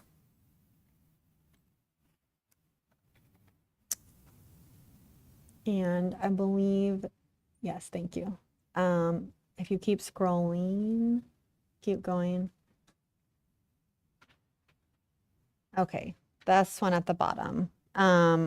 So it looks as if we're making our second payment to Juicebox. And my concern is that we don't have a live product. So now we've paid $50,000 to this company. So can you give an update as to, where we are in the process since now we're making this second payment? It was approved by the board in November of 2024, and we are in April of 2026. President Schmidt, Liberty Board. So I still think that June is the month the site's going to go live. Here's the last update that I have. Development is still underway. We should finish the front end around mid-April now, and then closely follow with back-end development. Once back-end development is done, we'll start pulling from your site map and content planner document to populate the new site. And then there was also, I think, a question about additional items. Would you like me to address that? Yeah, just because it's, this is where we see it build, I guess, essentially, is the additional. Yeah. So we looked on the, and here's the information we have for about those additional items. Additional items that were added to the scope of the project via an addendum include a staff directory automatic import, redesigned to the district logo, design of the Loretta Zumbro logo, and design enhancements to the other 7 school logos. The cost for these enhancements is evenly split over the remaining 3 payments. We signed this contract. I think it's a 5-year contract, 4-year contract. So we signed this contract, and in the contract, it like we didn't account for Loretta Zumbro planning for the logo and different things like that. So that's what we're seeing there. Okay, so you talked about signing an addendum. When was that addendum sind? I didn't say signing an addendum, did I? I thought that's what you said. Apologize. Let me look here. Via an addendum. So as part of the initial contract that we assigned, they said anything that takes place out of the scope of work from this contract, we will offer an addendum and charge the district. And so that's the situation that we are currently in. Okay. When we signed this contract, were we given a time frame to build this website? When I first came on board and inherited this project, I was told that it would just take 4 or 5 months. Yeah. But I can see, given the scope of work, given all of the things that needed to be done, I could tell right away that it was going to be a heavy lift. And this is where we're at. We've consistently engaged with Juicebox to get this done as quickly as possible. And this is where we're at. Okay. As a school board member who's, responsible for taxpayer dollars, it just, is a little bit concerning to me that we've now had to make a second payment without basically a product that we've been able to see. So if we can just continue to, kind of push them as much as we can to ensure that, we're getting a product we're paying for, I guess. Yes, ma'am. I do believe that the site will still go live in June. We are paying for our current site through June. Yeah. Okay. Thank you. If we could go to page 9 of the same voucher, please.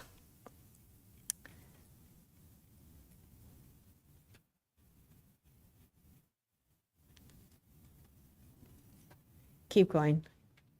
It's weird because it looks like it's a new page, but it's really not. Yeah, the professional group public consulting.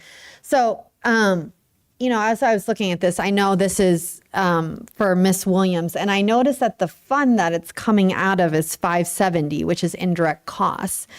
And it made me think, because I kind of had equated when I asked if we had encumbered different positions that are unfilled.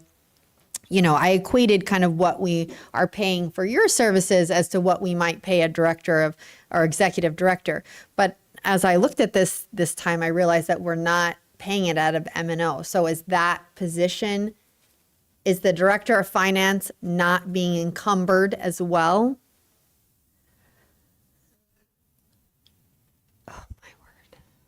So some of that money will stay when the new director comes in. That will stay in 570, and some of it will come out of M&O. And I believe that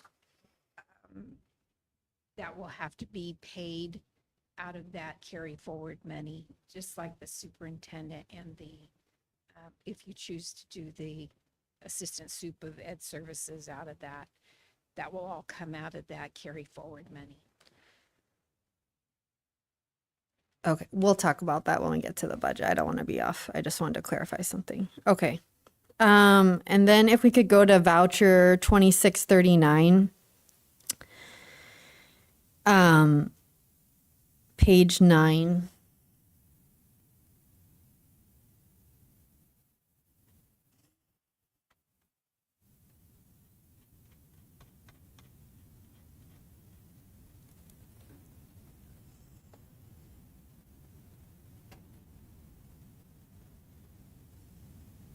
Yeah, there we go.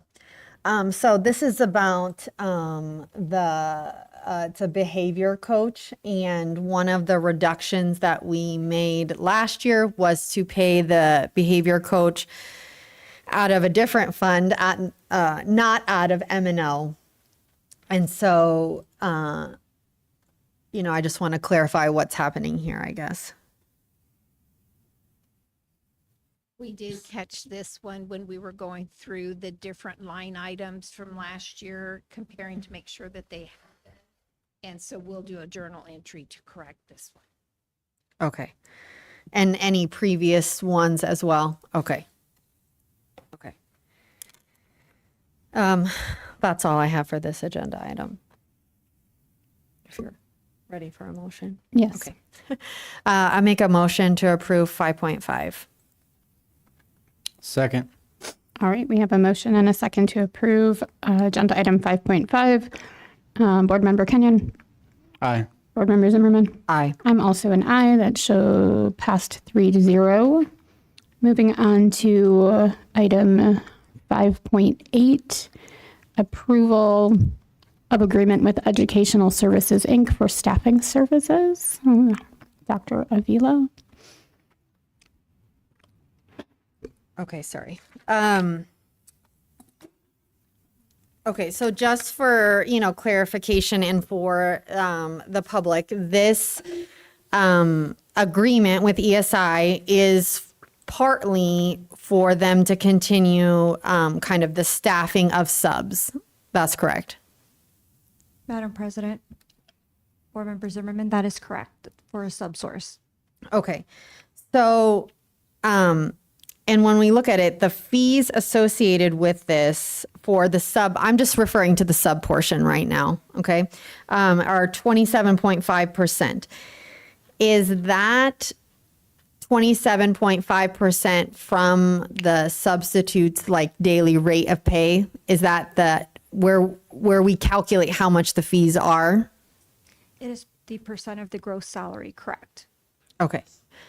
And so what, ESI, using ESI for sub is new for this school year. How much in fees have we paid so far, I guess, for this school year?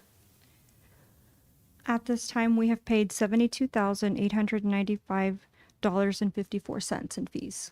Okay. And so that number will grow as we Continue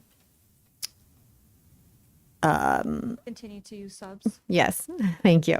Okay.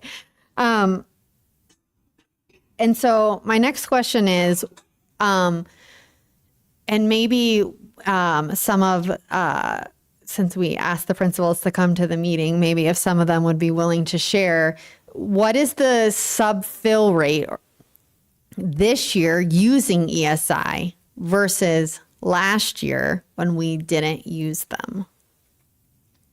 So I'll report that our fill rate is approximately 85%. However, compared to last year, that number I don't have. Okay. So, those of the principals that were here last year, anybody willing to share with the board? I know I put you on the spot, but are you willing to share with the board, like, if you see differences, if you don't? I just think it would be helpful as we discuss this contract, since we don't have the fill rate from last year. I hope that's okay, Ms. Schmidt, that I asked that. Okay. President Schmidt, governing board members. I would say at Liberty, we've had a lot of new subs that we never had in the past that have been wonderful. We've had a higher fill rate this year than in years past on our campus. It's been wonderful for us.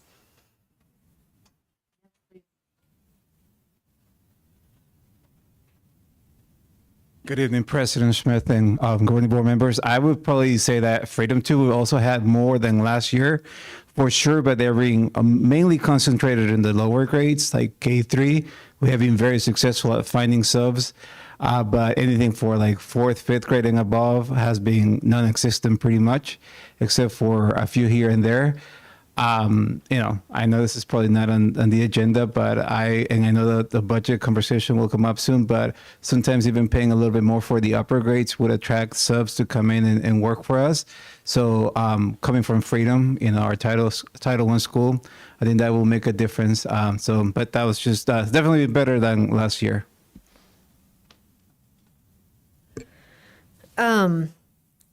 I'm glad to hear that. I would be curious about the number, but as we look at, the budget and needing to find money, and this is something new that we did this year, it's hard for me to continue to spend money on something that we previously did in-house. When we are in the position that we need to reduce. And frankly, it sounds tonight to me that we continue to add to the amount that we need to reduce.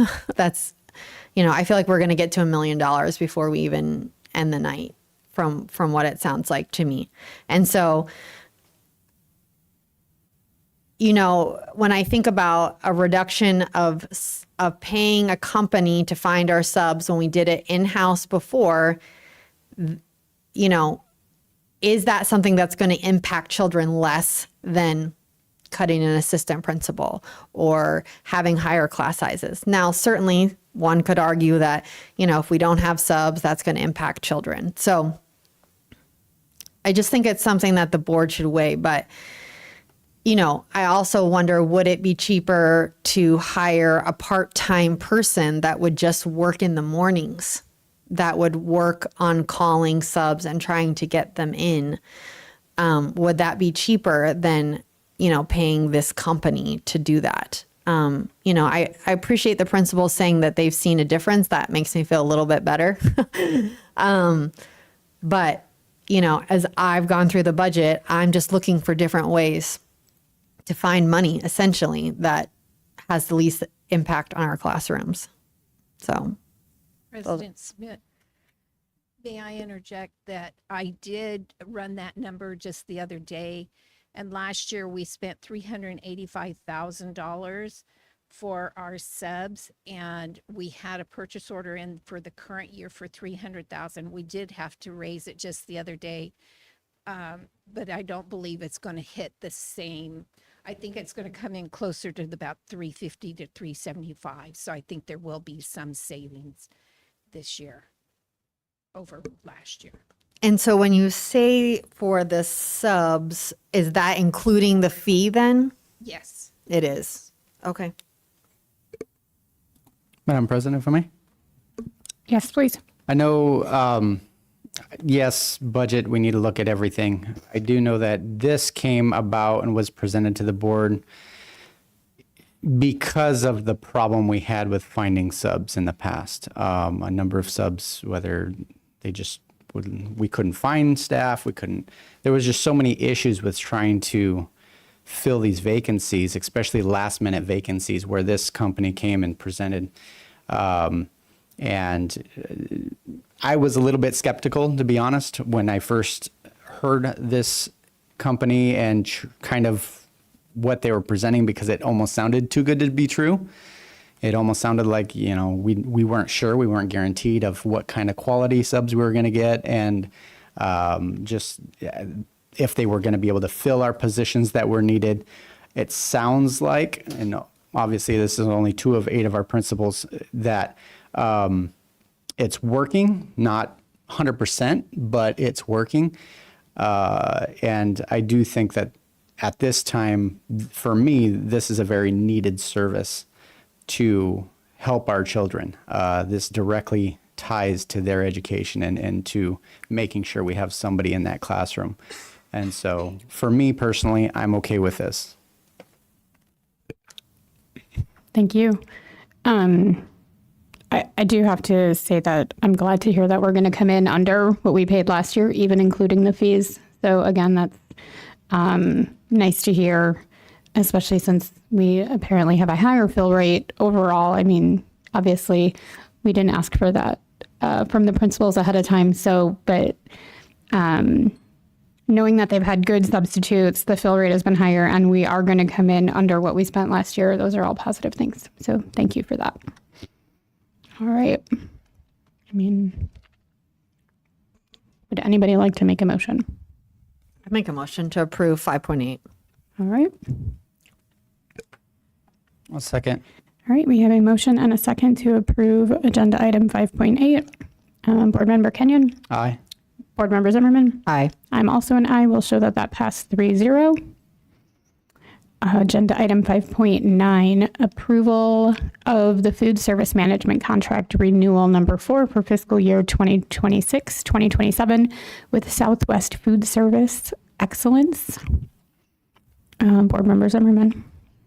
Yeah, I just had a quick question. There was just a very small increase in the administrative and I believe management fees. And I was just wondering if the business office had calculated what that increase would look like. Okay. Okay, perfect. Evening, board members. I have not calculated the exact dollar amount. That depends on the meals sold for that school year. Okay. Do you have an estimate? Like, I know it's minimal, but again, I'm just, I don't have an estimate for it. okay. It just really depends on the month, how many days of the month, and then how many meals were sold for that month. Okay.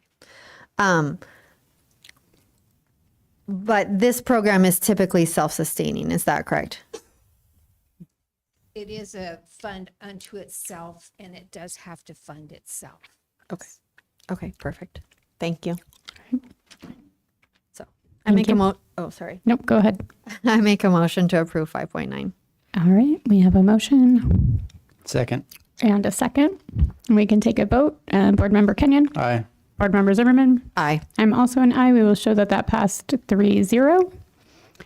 Agenda item 6.1, discussion consideration of recommended recommended updates by the Arizona School Risk Retention Trust based on new legislation. Minnie Camerata to speak to it. President Schmidt and fellow board members, I'd be happy to open up this agenda item up for governing board discussion. Administration is seeking governing board approval of the attached policy updates recommended by the Arizona School Risk Retention Trust in response to new legislation. These updates have been reviewed and approved by legal. Thank you. All right, thank you.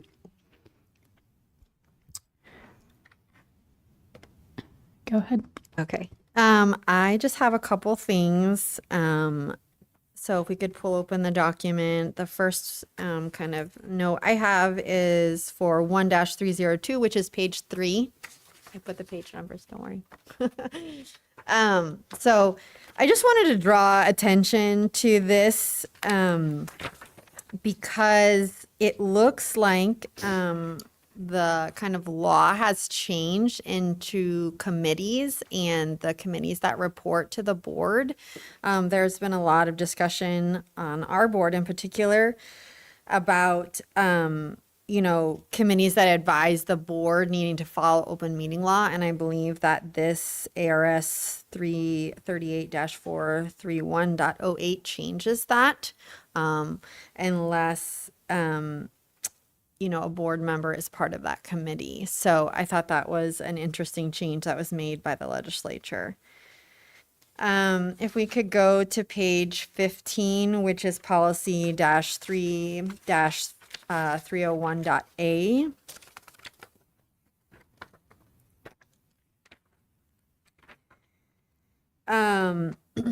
So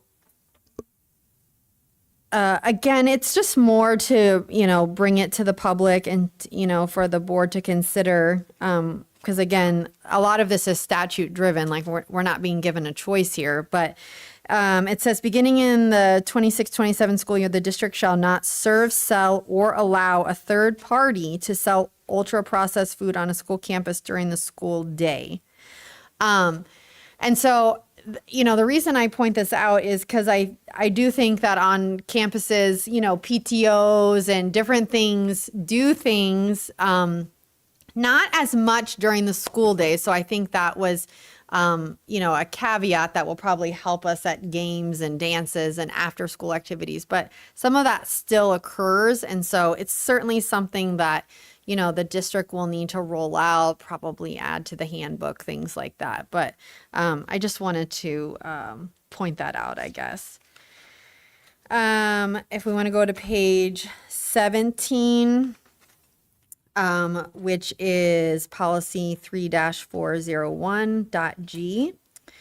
This is talking about the district training law enforcement on students with disabilities. And I thought this was a great addition. I'm just curious how it's going to be implemented.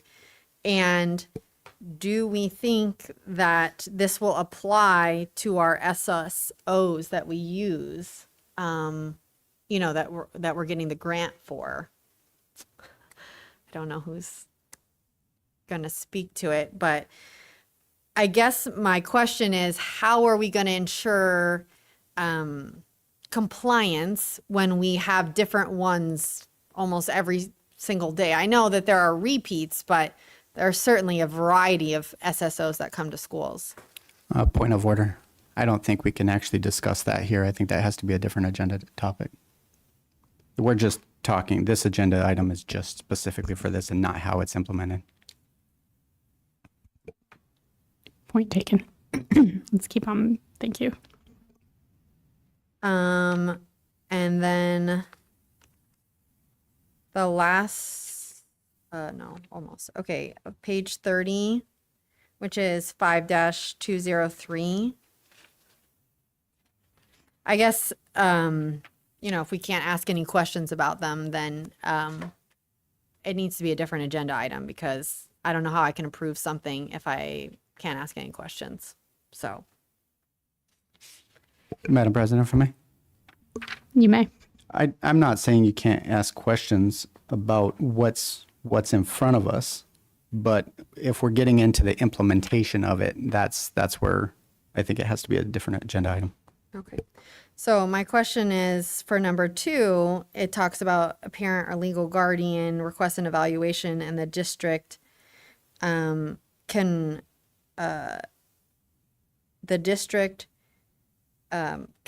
refuse to conduct an evaluation, and that was not my understanding.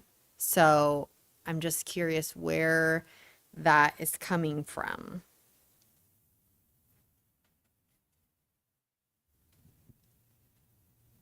Those would be Code of Regulations, Title 34, under IDEA. Part A and B you would be able to find that information. Okay, so we're being asked to approve this tonight. And I think that where this is being pulled from needs, oftentimes there's a notation so that people understand, because to me that is not my understanding of this. So for me to be comfortable to approve something like this, I'd have to be able to read where it's coming from. And then the change from I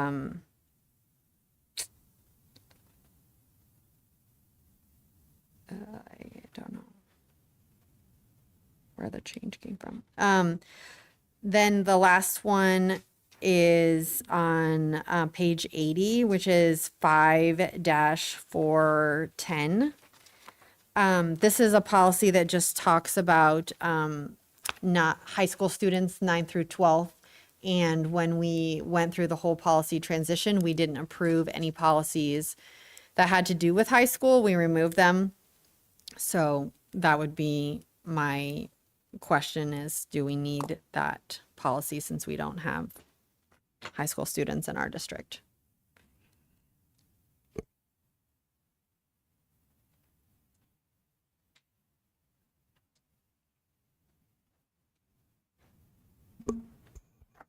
Madam President? Yes, please go ahead. I've been a large supporter of AEDs in all of our campuses and have tried to get them in all of our campuses. I understand what you're saying, Board Member Zimmerman, about this dealing with the high school. I think, this is specifically talking about grades 9 through 12. However, I don't kind of rule this out for our own district. And I would love to see that, we would follow the same type of level of care for our students, especially in athletic events. There's a number of actually different spots in here where it does talk about grades 9 through 12 or high school throughout here, not just this one. So there was a couple of different areas where it did talk about that. And we could probably go through and fine tune some of this, I guess. I'm okay personally accepting this as it is, and then we can, when we have a full board, we always have a better conversation about dealing with the policies. But right now, I don't have an issue with how it states. All right, thank you. Would somebody like to make a motion? I'll make a motion to approve the recommended updates by the Arizona School Risk Retention Trust, Inc., the trust based on new legislation. All right, thank you. We have a motion. I will second the motion. So we have a motion and a second. We can take a vote. Board Member Kenyon. Aye. Board Member Zimmerman. Nay. I'm also an aye. We'll show that it passed 2-1. All right. Agenda item 6.2, discussion consideration of FY27 budget reductions.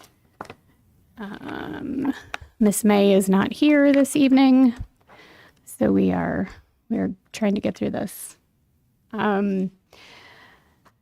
So administration is seeking guidance from the governing board to engage in discussion regarding budget reductions and seek the board's directions in the next steps to continue focus on maintaining progress while honoring commitments to staff and supporting financial stability across the district. What would you like to see first? Could we pull up the budget prioritization reductions form? And could we have a discussion of where that $650,000, what we need to cut came from? Because when I calculate it, it's higher. And then based on the discussion, some different things that have come to our attention, it seems like it needs to be higher. So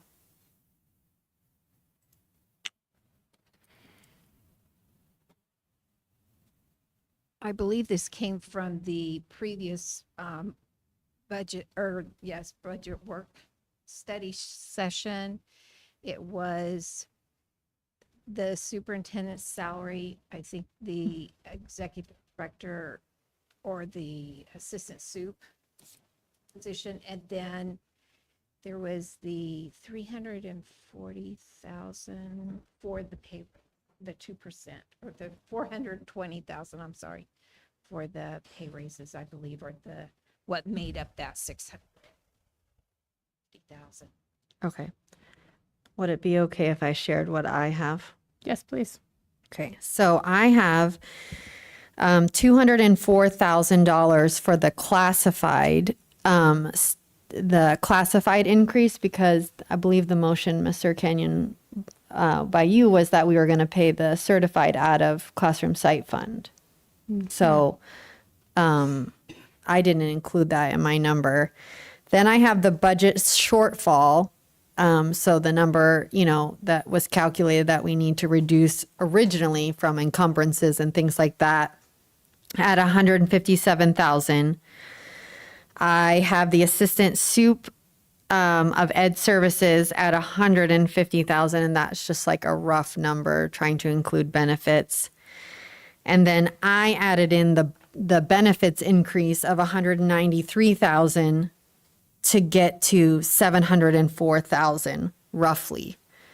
Now, that doesn't include the superintendent, but in my head, the way I kind of reasoned that is we paid out a superintendent this year, and we are paying a stipend for someone to fill the interim superintendent. So will it be a little bit more? Maybe, but in my mind, it's more of a wash than anything.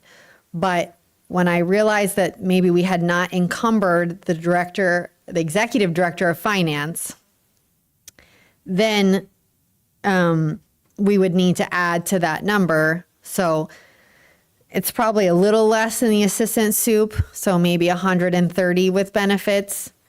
So that would put the number at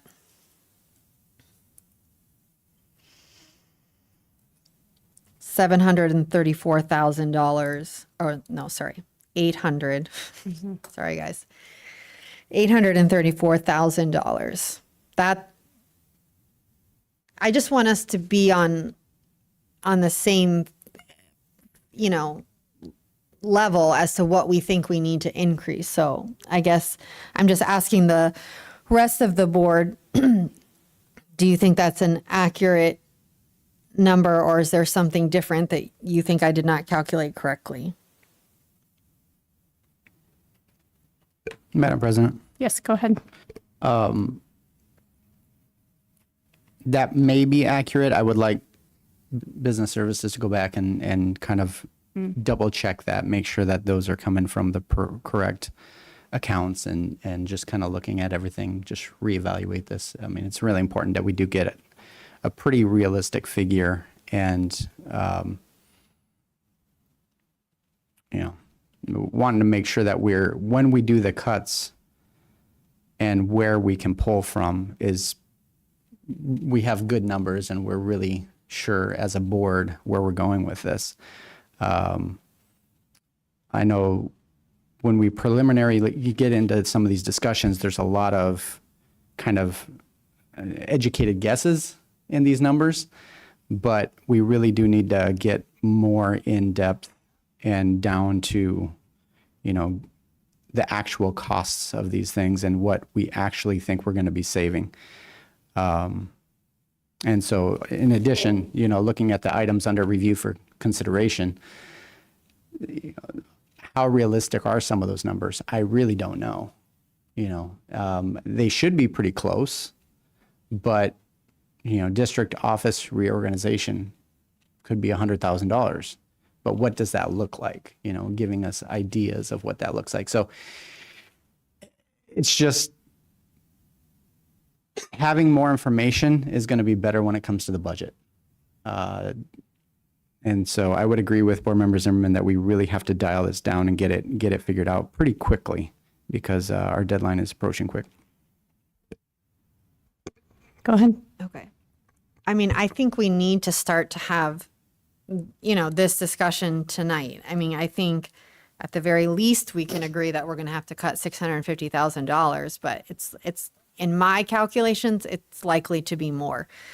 When I looked at the permanent guest teachers and that 327,000, because what was brought to us at the last meeting was 187, and this number was from the previous year when we talked about potentially cutting them. So I did my own calculation, just again trying to do my due diligence as a board member. So I took their rate of pay, $168.50, which was on the previous, when we were going to approve them, and we didn't. That's where I pulled that number from the March 2nd meeting. And I times 145 days of school, because they're there every day, which is 24,432 times 8, 195,000. I'm giving estimates now. 20%. Did you say that benefits were 20%? I just wanted to verify. So that's 39,000. So for a total of 234,552. And I think we got sent it today, which was just $10,000 more. So I think, I was close. My concern, so I don't think that number, I think we need to change. Are we able, or did you bring it so we could edit this? Okay. I think that would be helpful. So I think we should change that number initially so that we, I think we can agree now that number isn't. My concern, with, if we decide to cut the permanent guest teacher, which I think probably at this point we should, just because they were paid out of ESSER funds, right? And everything else from ESSER, we have essentially gotten rid of. However, it's not going to be a true savings because we're going to have to pay the subs.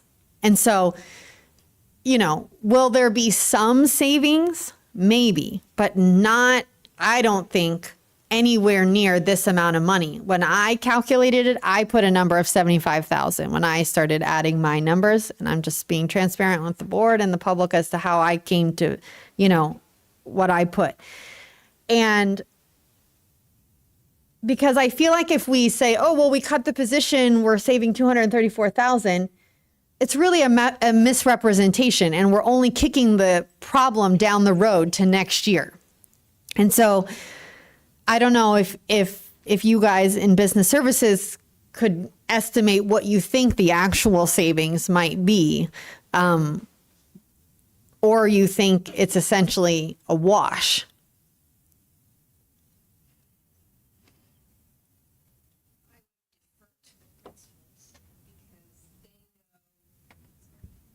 I would defer to the principals because they know what the job duties would be for that person. Would they have to have somebody from ESI to cover those duties every day? Yeah. And I think the difference between, if I remember correctly, ESI is charging us $150 per day, and we're paying out 168. So the difference, yes, $150 per day. So the difference isn't going to be that large if, in fact, the sites do have someone come every day. Right. And one of the things that I asked of Miss May was how much was principals, how much was your permanent guest teacher in a long-term role? Because in essentially that FTE was already paid for. And so now, like encumbered, maybe is the better word. It's encumbered because we accounted for that FTE, but then we took that sub that we're also paying for and put it in a long-term position.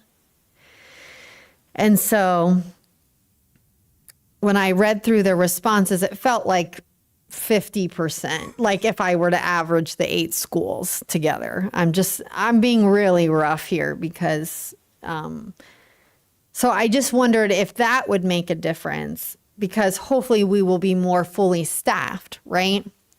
That's always the hope.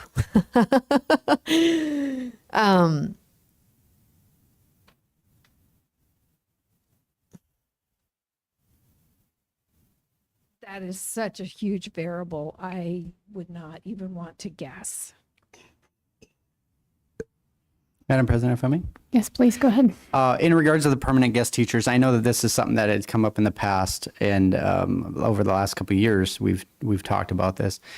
And in the past, we have presented to the principals the option, what they felt they needed at their campus. And there were a number of principals at that time who absolutely felt that this was one of the big needs. My question to administration is, have you had that discussion with the principals to make sure that we're not causing another issue down the road by reducing the permanent guest teachers drastically?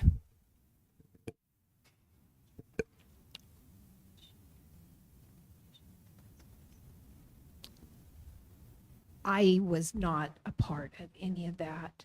We would Okay. have to defer to the principals. Okay. I don't know if any principal wants to speak on that and give some feedback at all. Members of the governing board, I can speak for Carlos and myself. We have not had that discussion about a preference for this school year. Last year we did, not this year, as of today. Thank you.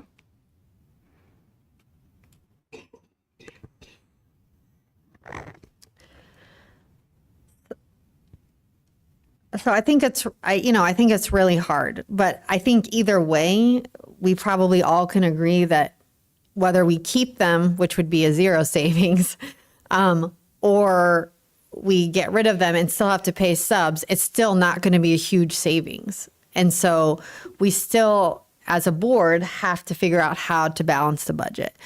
I do think the 4 FTEs, the reduction of 4 FTEs, like I'm comfortable with that.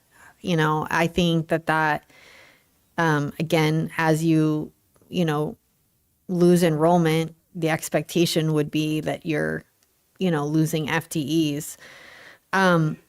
Do we know, I didn't know what enforce acceptable use agreement for technology, $20,000. What does that mean? I can probably speak a little bit to this because it came up during our agenda setting meeting.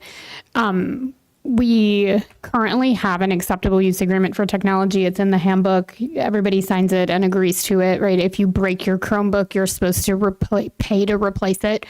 It's my understanding that we are not really enforcing that. So if you break your Chromebook, you get another Chromebook. There's no cost to you for breaking the first one.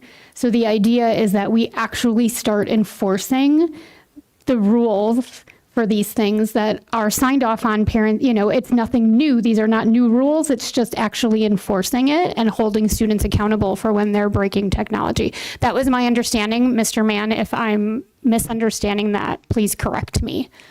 I will just say that I have paid for a Chromebook or part of a Chromebook. So well, thank you, Ms. it Boris, is being for holding enforced people sometimes. I'm sorry.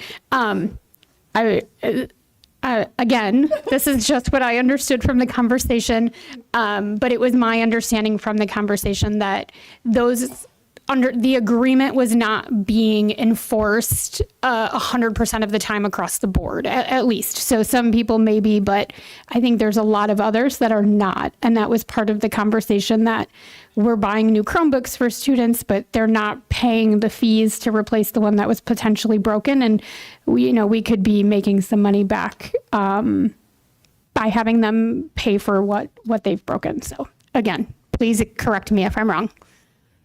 President Schmidt, Liberty Board, you're not incorrect. It's just not being universally enforced across all of our sites.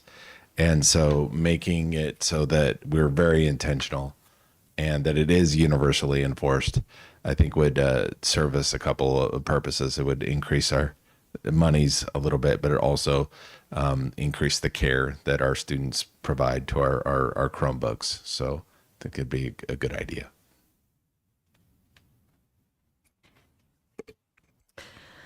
I think we talked about the gifted or kinder gifted screeners last time. Remove the June benefits. My question is, I looked at our contract for 25-26. And so my question is, have we asked legal if we can remove the June benefits? No, but it is part of the termination of coverage. It does state that at the end of the month of employment or cease to be included in an eligible class of employee, it has to stop at the end of the month that they're employed. So that means if you stop your employment in May, then like May 4th or 5th, then by the last day of that month, that is your end of your qualifications to be on the plan. Okay. And, typically our fiscal years, run July 1 to July 30th. So teachers that resign for the end of the school year, but they have elected 26 pays, are they then, if they had elected 26 pays at the beginning of the school year, are they paid that lump sum on the last day of school, or are they still being paid by the district throughout June?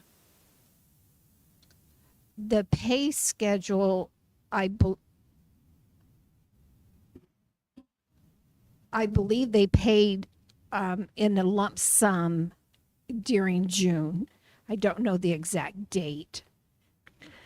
Because then would they still technically be considered our employee because we're paying them? I just want to make sure legally we have the ability to do this. I'm not saying one way or the other. I just want to make sure we protect ourselves because it is not something we've done in the past. I believe that, that people have had their benefits through June 30th. So I'm not saying one way or the other. I just want to cover ourselves legally. I believe we can definitely send this to the lawyers and confirm that is the appropriate way to do it. Okay. The Ed Services curriculum and assessment reduction savings, does anybody know what that is for?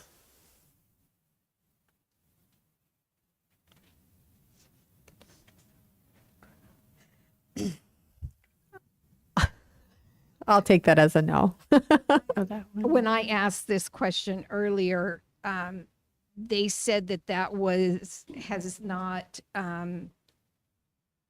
been publicized to everyone, and so they want to refer it back to Ed Services to come back with an answer to the board for that.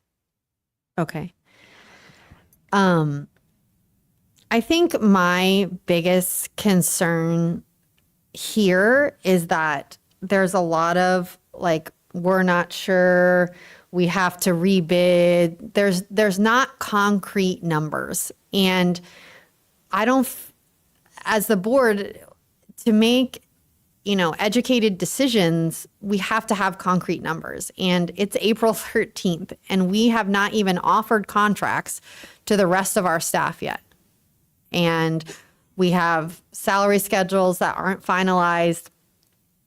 And I just am concerned that we continue to kind of kick this down the road, right? And we kind of have the same general discussion. Unfortunately, we have to cut again this year. We have to balance the budget. And so we really need concrete numbers. The only concrete numbers to me are the 4 FTEs, the kinder gifted screeners, maybe the June benefits, and even the stipend reduction. Like when you pull that thing up, it's not $100,000 of what the district administration is recommending. I only calculate it as $41,500, the potential reduction.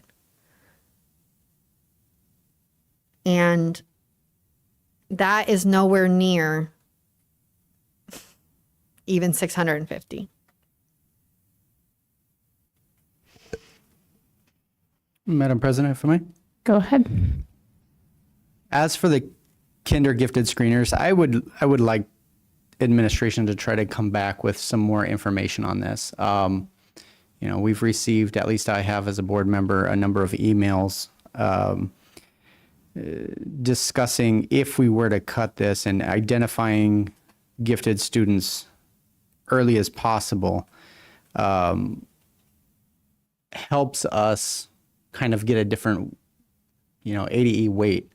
And so I want to make sure that we're not just saying, we're going to save a few $1,000s if we eliminate this, but yet now we're not going to identify potentially a number of kids that would change, and right now I'm just looking at cost savings, not even thinking about, I am thinking about it, but preparing these kids to be, educated to the fullest potential. And so, but when we're looking at budgeting, I don't want to, I know we had this discussion last time, but I think this really deserves a deeper dive and to see how many kids were identified as gifted over the last year or two. And if it's 0, then that kind of helps make a decision. If it's, a dozen, well, that also helps make a decision. And so just having that information, I think, is going to be pretty critical to our board decision on kinder gifted screeners. Ms. Schmidt. Go ahead, please.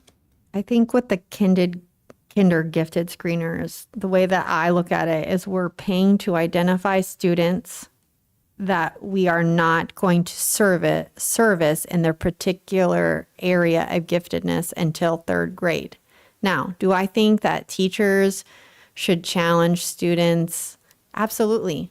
But as I've said many times, I think we should challenge the student because they need it, not because they have a label. And I think that, we can count on our teachers at the younger grades to do that. And I think there's a lot of research to support that kinder is too young to identify, and we're missing students by screening them too early.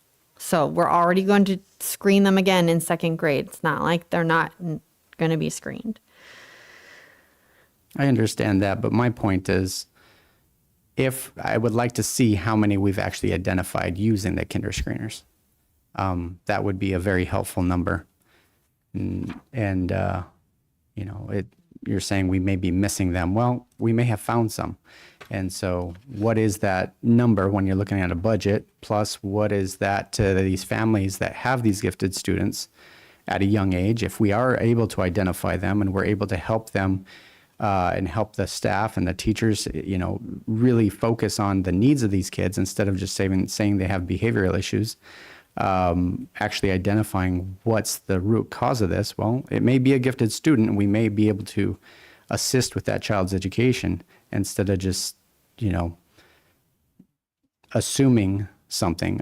That's why it's really important I have that information of how many kinders were actually identified.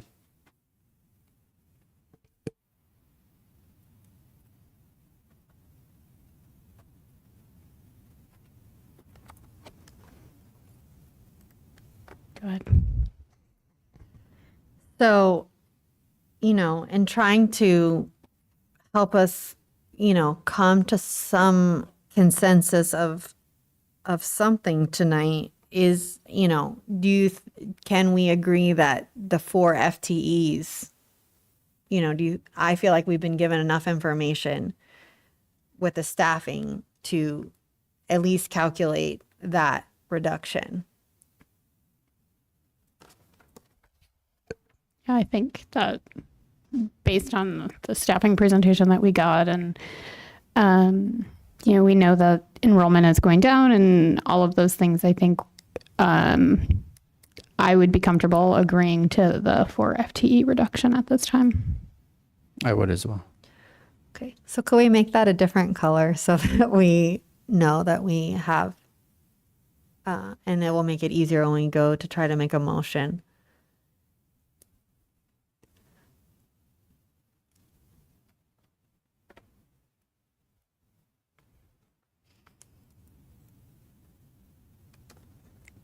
Perfect. Madam President, if I Yes, please go ahead. just for my other board members' sake, I am not ready to make a motion tonight on this. I think we have so much more information we need to be able to make a motion. Plus, not having 2 of our board members here and their input is very important to me. Make sure that we have a full board as much as possible. But I know that means that we're cutting this pretty down to the wire. So we may have to have some other meetings. But I just, to me, these numbers are just a little bit too vague, as we've been saying, and having some real understanding and information where this stuff is going and where it's coming from is going to be super helpful. And so I know it's going to put some work on business services, on administration, but we really, as a board, have to have this information, make sure the numbers are tallied up like they need to be. And if you come back and say, no, what we have here is accurate, then we'll trust you. But we really do need to make sure that we have, for me, that's kind of where I am. Ms. Schmidt. Yes, please go ahead. And while I wish that all of our board members were present, this is a regular board meeting that everybody was aware of. And so if we continue to wait for people to come to meetings, I'm just not sure. And although I agree that we don't have all the information, I feel like we need to try to make some progress, because this is now the 2nd meeting in a row where we've just kind of done this. Maybe, I don't know if other people have other suggestions that you want administration to pursue, because what I'm looking at, it's not going to be enough. Like, we're not going to get to the number that we need to reduce. And so if we, and my thing is, unfortunately, when we have to reduce a lot of money, oftentimes you have to look at positions. I mean, that's just the truth, because 80% of our budget is people. Benefits, salaries.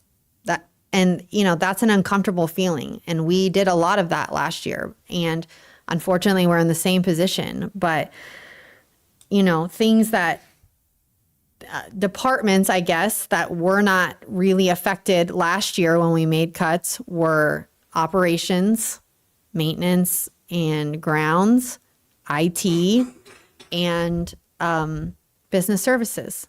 And so, I would like administration to look at those departments. Is there any position that's not needed that we can get away with not having? I still think we need to look at an assistant principal threshold. I still think we need to look at a CHAMPS formula.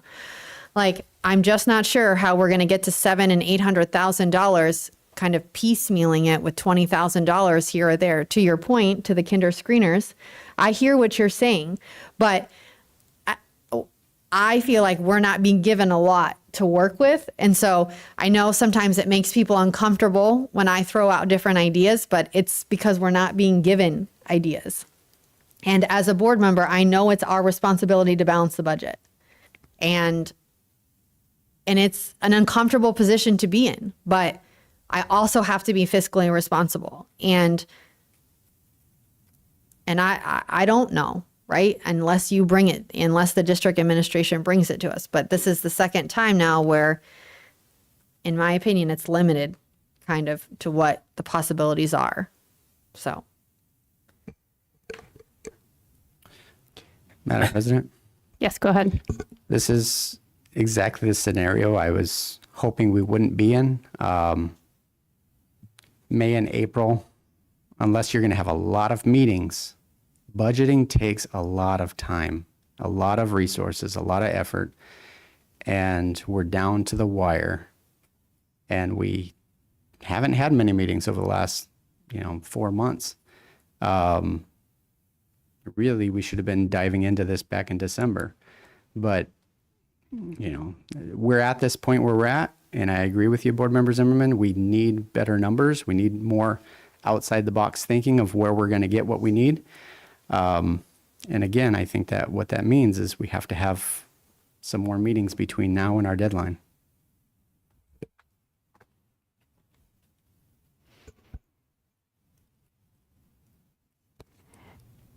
I agree with everything that you're saying. I personally would be able to, if we wanted to start making some cuts tonight, I would be able to agree to the 4 FTEs. I think we've been presented the information on that, and that feels very comfortable. I mean, I feel comfortable with the information that I have to make a decision on that.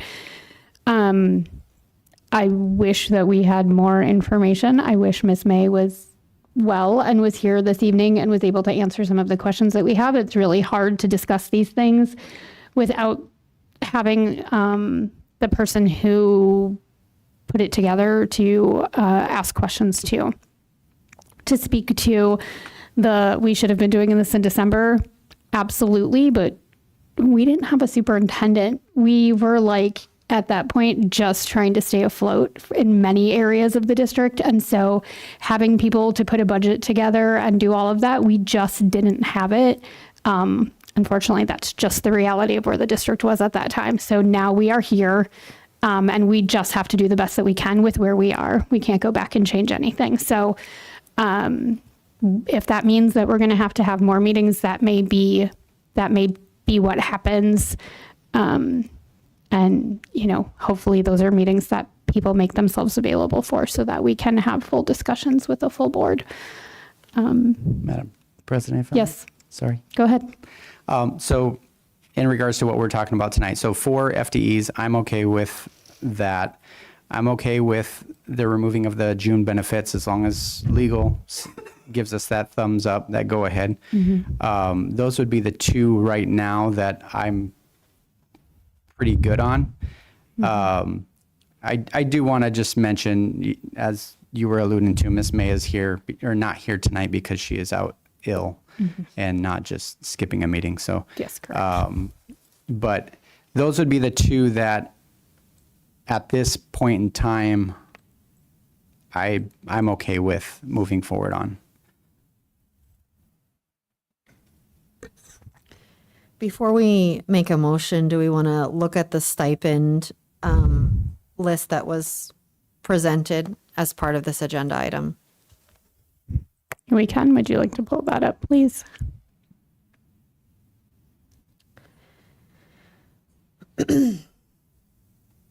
So, and again, I'm not sure if the question's going to be able to be answered, but it says one of the recommendations is to modify to a multi-grade stipend, teach 3+ grade levels, and the stipend would be for $2,500. This is in regards to the MAG stipend.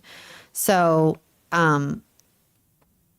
yeah, as I've said before, I am not in agreement with the $9,000, especially when they aren't teaching a full class all day. Kids are coming in and out. So would only one of the MAG classes at West Star qualify for this stipend because one of the classes is only 2 grade levels? Is that my understanding? That was my understanding from the explanation given to me about changing this to a multi-grade stipend. that it would only be available to teachers who teach 3+ grade levels, not 2, because we have lots of teachers who are currently doing combo classes and they are not getting stipends for those. So unless it was 3 or more grade levels, there would be no stipend attached to that to make it more equitable for what's happening currently across the district. Okay. And we also have junior high teachers that teach multiple grade levels as well. So I would be okay with this this particular one. And then really the only other one that is now being, I guess, recommended to reduce would be the reading endorsement. And it says that it's going to be required, the reading endorsement will be required for school year 26-27 for a lot of our teachers. And kind of as I said at the last meeting, I would be more in favor of kind of grandfathering our teachers and making the change for new teachers, because again, I think it's really difficult to essentially reduce a teacher's salary, especially after we've already asked them to sign their contract before we're having this discussion. And you know, we didn't give our teachers a raise last year. You know, they got 2% this year, but, you know, that doesn't account for the inflation and all of those things from last year as well. So I have a hard time, you know, again, when we're talking about, and this has been a long established stipend, that MAG teacher stipend has been in existence 1 year, where, you know, I would hope that I certainly value, you know, the extra certification in, you know, a tested area, where hopefully they're providing our students, you know, with better instruction. So that's just kind of my feedback, I guess, on this. Madam President, Go ahead. there's a few items in here under the comments where it just says needs review for equity and market analysis. So to me, it looks like this list isn't quite complete for us to see where we're at. And I would like it to be a little bit more, the research done on it to make sure we are competitive as we can be, but yet we still have to look at reducing. As we stated in the last meeting on this stipend issue, we are extremely stipend heavy in our district. And stipends hurt when they're taken away. But what do you do when you have to balance a budget and you're super heavy on stipends? I know that there was some conversation about, you know, if a stipend's taken away from say a specific teacher, not a teacher individual, but I'll just use one. If it's taken away from the lead teacher of art, then maybe something is reduced in their job capacity, you know, to help alleviate that, whatever they're feeling. I know there's different ways of accomplishing what we're needing, and none of it's going to feel good. None of it's going to feel good. We've gotten emails. I've gotten emails about, you know, different concerns of different stipends, and just so those staff know, those aren't. Thank you for that information. It's not that I don't hear it. It's just this is a big thing we have to tackle, is this budget. And so being as transparent as we can, being as open as we can, making sure that everything is reviewed as it needs to be is very important for me. So when I see needs review for equity and market analysis, I would like that to be done before I can make a motion on this. Yeah, thank you. I too want to speak to the fact that we've gotten quite a few emails from teachers and administrators about the stipend issue. And one of them made comment to about the cost. And I do want to point out that we are actually talking about like fairly large amounts of money here. If you look at the first section under teacher stipends, I mean, that's $475,000 almost that we spent last year on just that section, because that is actually what was paid out for the number of teachers who get those stipends. So it's not an insignificant amount of money. It is really, and that's just for that section. The next section down is another 77,000 and then another 73,000, and it really does add up. And as Board Member Zimmerman was talking about, if we have to reduce $700,000 or $800,000 from the budget, and we're spending, $600,000 in stipends, it gets really hard, because that's not necessarily stuff that's planned ahead of time, like the salaries are. So, we're trying to be cognizant of what everybody does. And of course, we want people to feel like they're respected and appreciated and compensated appropriately. But we have to still be able to have the money to make those payments to people too. So it's weighing all of those things, trying to stay competitive, but still keeping our doors open and our lights on, just so nobody thinks that we are not, personally thinking about all of these things all of the time. Do you have some, Dr. Avila? Madam President, members of the governing board, administration would like to request for you to please look specifically at the teacher stipend section, endorsement, bilingual, and other stipends. I would like to inform you that we currently have 19 contracts offered, and new teachers are waiting for this board meeting before accepting the contract. Would you please look at those 4 sections? Perhaps there are some stipends you are comfortable approving, and just share with administration if we can approve some of them. And again, it's just the 4 sections: teacher stipend, endorsement, bilingual, and towards the bottom, other stipends, where you see the nationally certified, board certified teacher. So those are the 4 sections administration would like to request you please look at. Guidance. Ms. Schmidt. Please go ahead. Okay. I will answer your question. I just want to back up to what my other board members have talked about.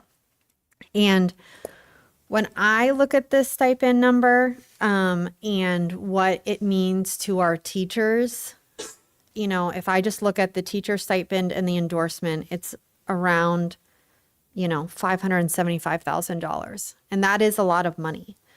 But when we're talking about a $38 million budget, that is not that much in that budget. And I feel like, in my opinion, the board is so focused on this particular section that directly impacts our teachers. And frankly, if we don't have teachers sign their contracts, our kids are not going to be getting an education. And so to me, this is too big of a focus in a $38 million budget.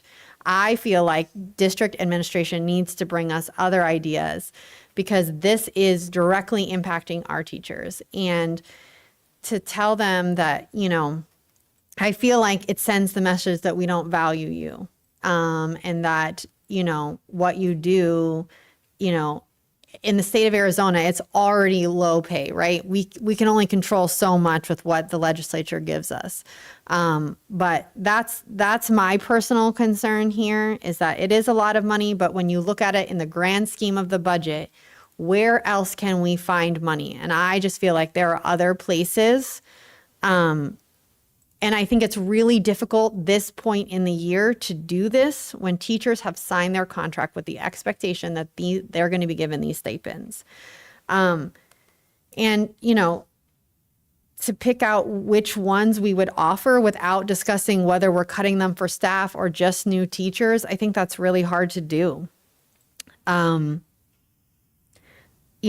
question I had is these stipends are from 24-25. And so it says bilingual psychologist, $5,000, and the total amount was $45,000. But we didn't even employ 9 psychologists last year. So, like, I don't even know where that number came from because we didn't employ 9 psychologists. And so you're telling me that all of them are bilingual and I don't know. So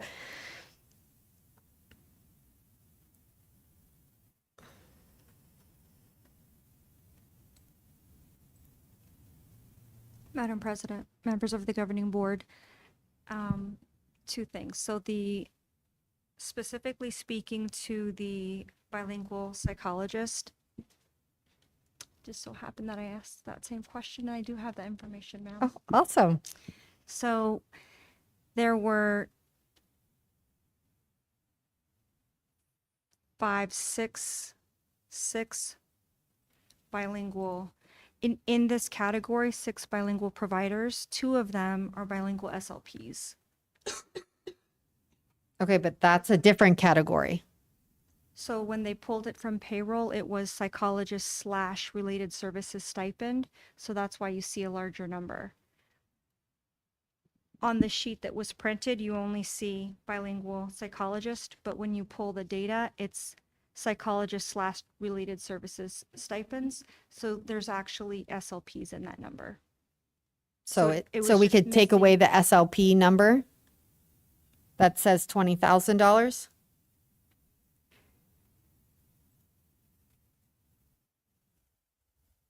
The SLP number I have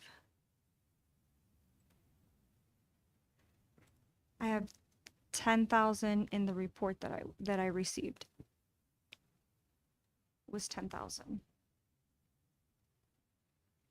So So is that part of the 45 then, or?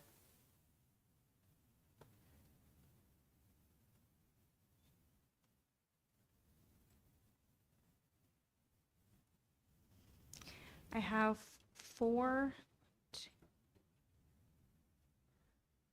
bilingual school psychs. And Is this 2 currently? Nope, last Oh, From last year. okay. All right. Okay. I'm just clarifying. So 4 school psychs and 2 SLPs. so 6 total. So that should be And then the 30,000. bilingual occupational therapist that was paid. Okay, and that's a separate line on this sheet too. So there were 6 total between the psychologists and the SLPs. Okay, because this is showing 11. No, sorry. 13. Because 9 psychologists and 4 SLPs. So these numbers are inflated. They're too high.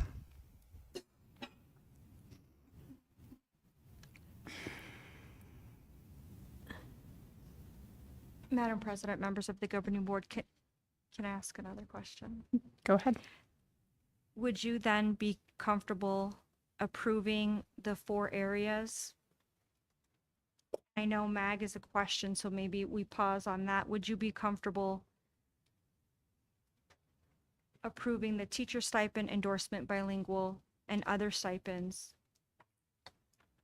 And I understand, Board Member Zimmerman, the perspective, well, we're going to make changes now, but teachers already signed their contracts thinking that was part of their contract. So if you do approve these as they are, just these 4 sections, there would be no changes. If you pause the MAG teacher stipend, we can bring that back. Represent that. Would you be comfortable approving just those? And again, know that the request is coming because we have 19 contracts that we would love these teachers to sign. Just for that background information.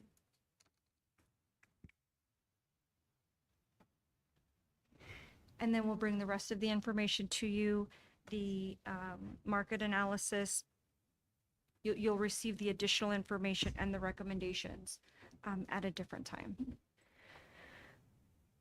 Can I just ask a question? It's in regards to this. Go ahead. Even if we approve the stipends, wouldn't the salary schedules have to come back to us to be approved before we can really move forward with the hiring? Because the stipends we remove them from the salary schedules when we approve them. Essentially, you'll have an approved stipend, a board-approved stipend list. Mhm. And then once we get through the entire list, we will represent the salary schedules with the board-approved stipend list. But this will we're hoping to get us through hiring seasons. But we would bring it back. Yeah, because the salary schedules are already approved. Correct. And then we would be approving the stipends. And so you would just have the stipends as like an addendum to the salary schedule. Yes. Yeah. So they're just both approved. They're just approved separately. Okay, I have a question about the math specialist K-8. What is required to get that endorsement or stipend?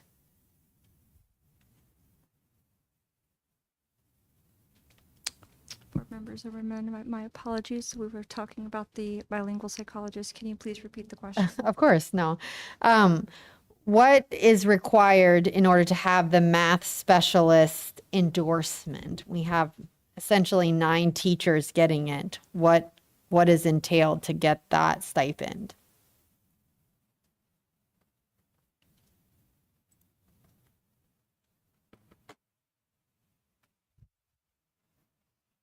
Just because we're paying a stipend for, middle grades math, which is what I would think you would need to be a math specialist, I guess. I don't want to double up, and it's 9 teachers. I just want to understand what it's for, I guess, if we're being asked to potentially approve these sections.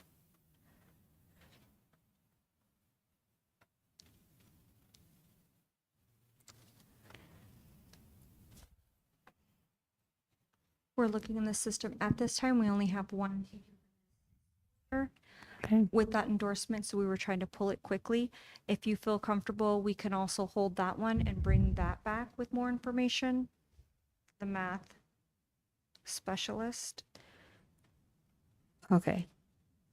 And then, when you look at the teacher stipends, that section, the majority of the cost honestly is coming from the special education teacher stipend.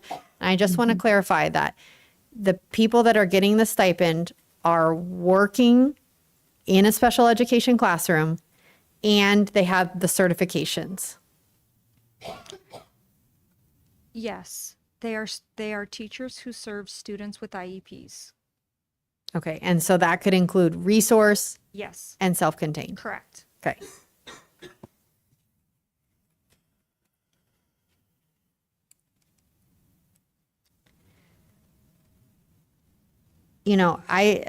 I'm going to speak for myself. So I would be okay, I think, approving the 4 groups minus the MAG, minus the math specialist, just with the understanding that the district has to bring reductions to the board. We still have to balance the budget. Now, when I calculated what they were recommending, it was only $41,000. And I say only because when you look at this, it's much higher. To me, what was presented and what we're approving are not that far apart. But I think some of these lead ones is, we may have to evaluate. Madam President, if I may. Yes, please. So what we're presented with here is drastically smaller than what we were presented with in the work study session last meeting, which that one was $1.6 million in stipends. Can I interject for 1 second? Yes. That's because some of the things that were listed on there were not really stipends. It was like vacation payout at the end of the year and things like that, which were fairly high value thing, if I'm remembering correctly. Some of them were pretty large numbers, so that really drove that up. You're right.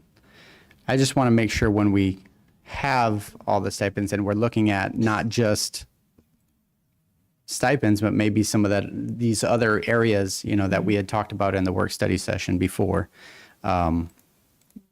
We can look at that, or administration can look at that and try to find other areas we can save. And I just want you to know that I added up the 2 pages that are attached to this agenda, and it's 1 million, but not necessarily everything we would be approving. So I could add that up really quick too.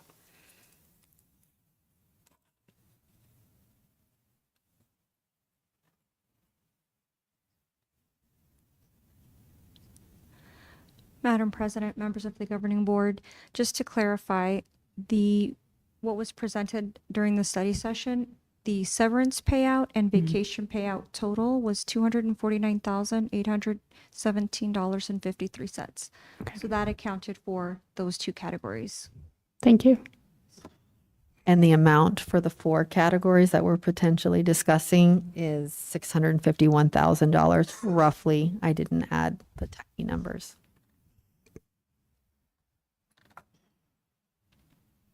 And to clarify, Madam President, board members, Zimmerman, yes, the administration would come back.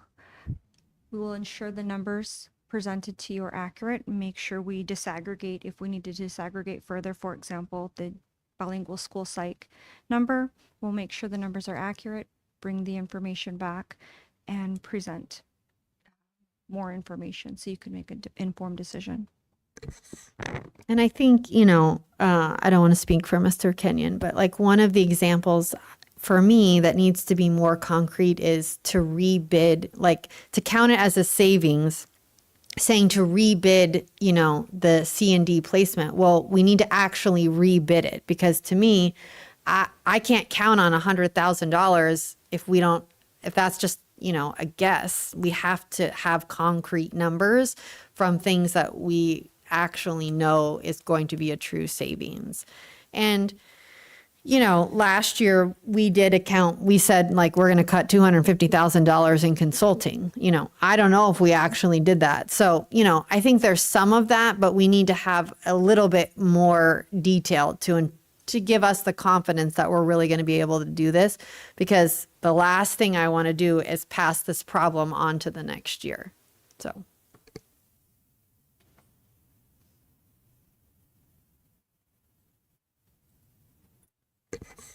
Do you want me to take a stab at a motion? That would be great. Okay. Here we go, Miss Camerata. I motion to approve the budget reduction of 4 FTEs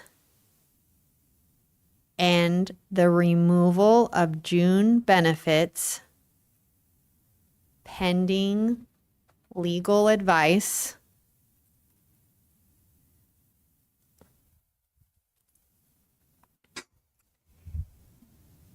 and approve stipend categories of teacher stipend, endorsements, bilingual, and other stipends, with the exception of the MAG stipend and the math specialist.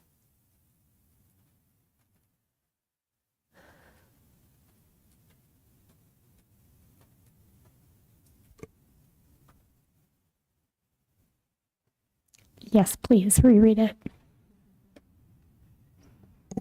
President Schmidt and fellow board members, the motion will read, motion to approve the budget reduction of 4 FTEs and the removal of June benefits pending legal advice, and approve stipend categories of teacher stipend, endorsement, bilingual, and other stipends with the exception of the MAG stipend and the math specialist.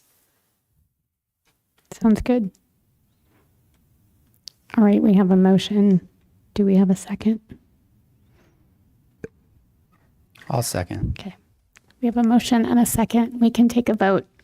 Board Member Kenyon. Aye. Board Member Zimmerman. Aye. I'm also an aye. We will show that that passed 3-0. All right. Agenda item 7.1, board comments or agenda topic requests. I have many, and I will input them in the system. Okay, thank you. I would like an agenda item for class size target for the MAG program classrooms. I would like to see a formula for CHAMP staffing. I would like an agenda item for the threshold for assistant principals.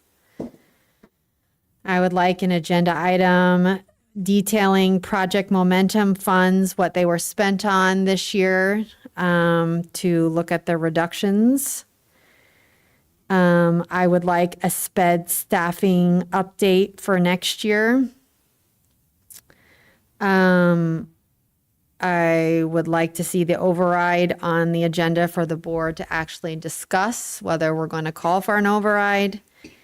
And just like housekeeping, I think we need an agenda item to approve the health benefits. That was just a discussion item.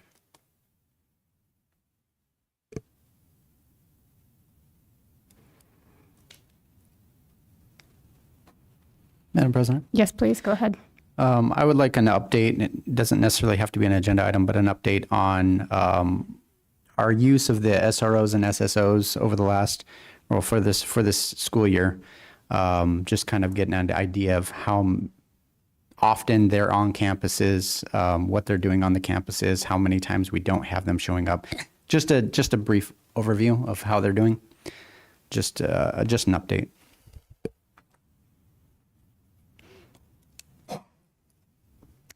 All right. Do you have them all, Ms. Camerata? Okay. And just remember to put them on the spreadsheet, please. Okay. Upcoming item 8.1, upcoming board meetings. We have a special board meeting on Monday, April 27th, a regular board meeting on May 11th, and then a regular board meeting on June 11th as our scheduled meetings currently. And we can adjourn the meeting at 8:30 p.m.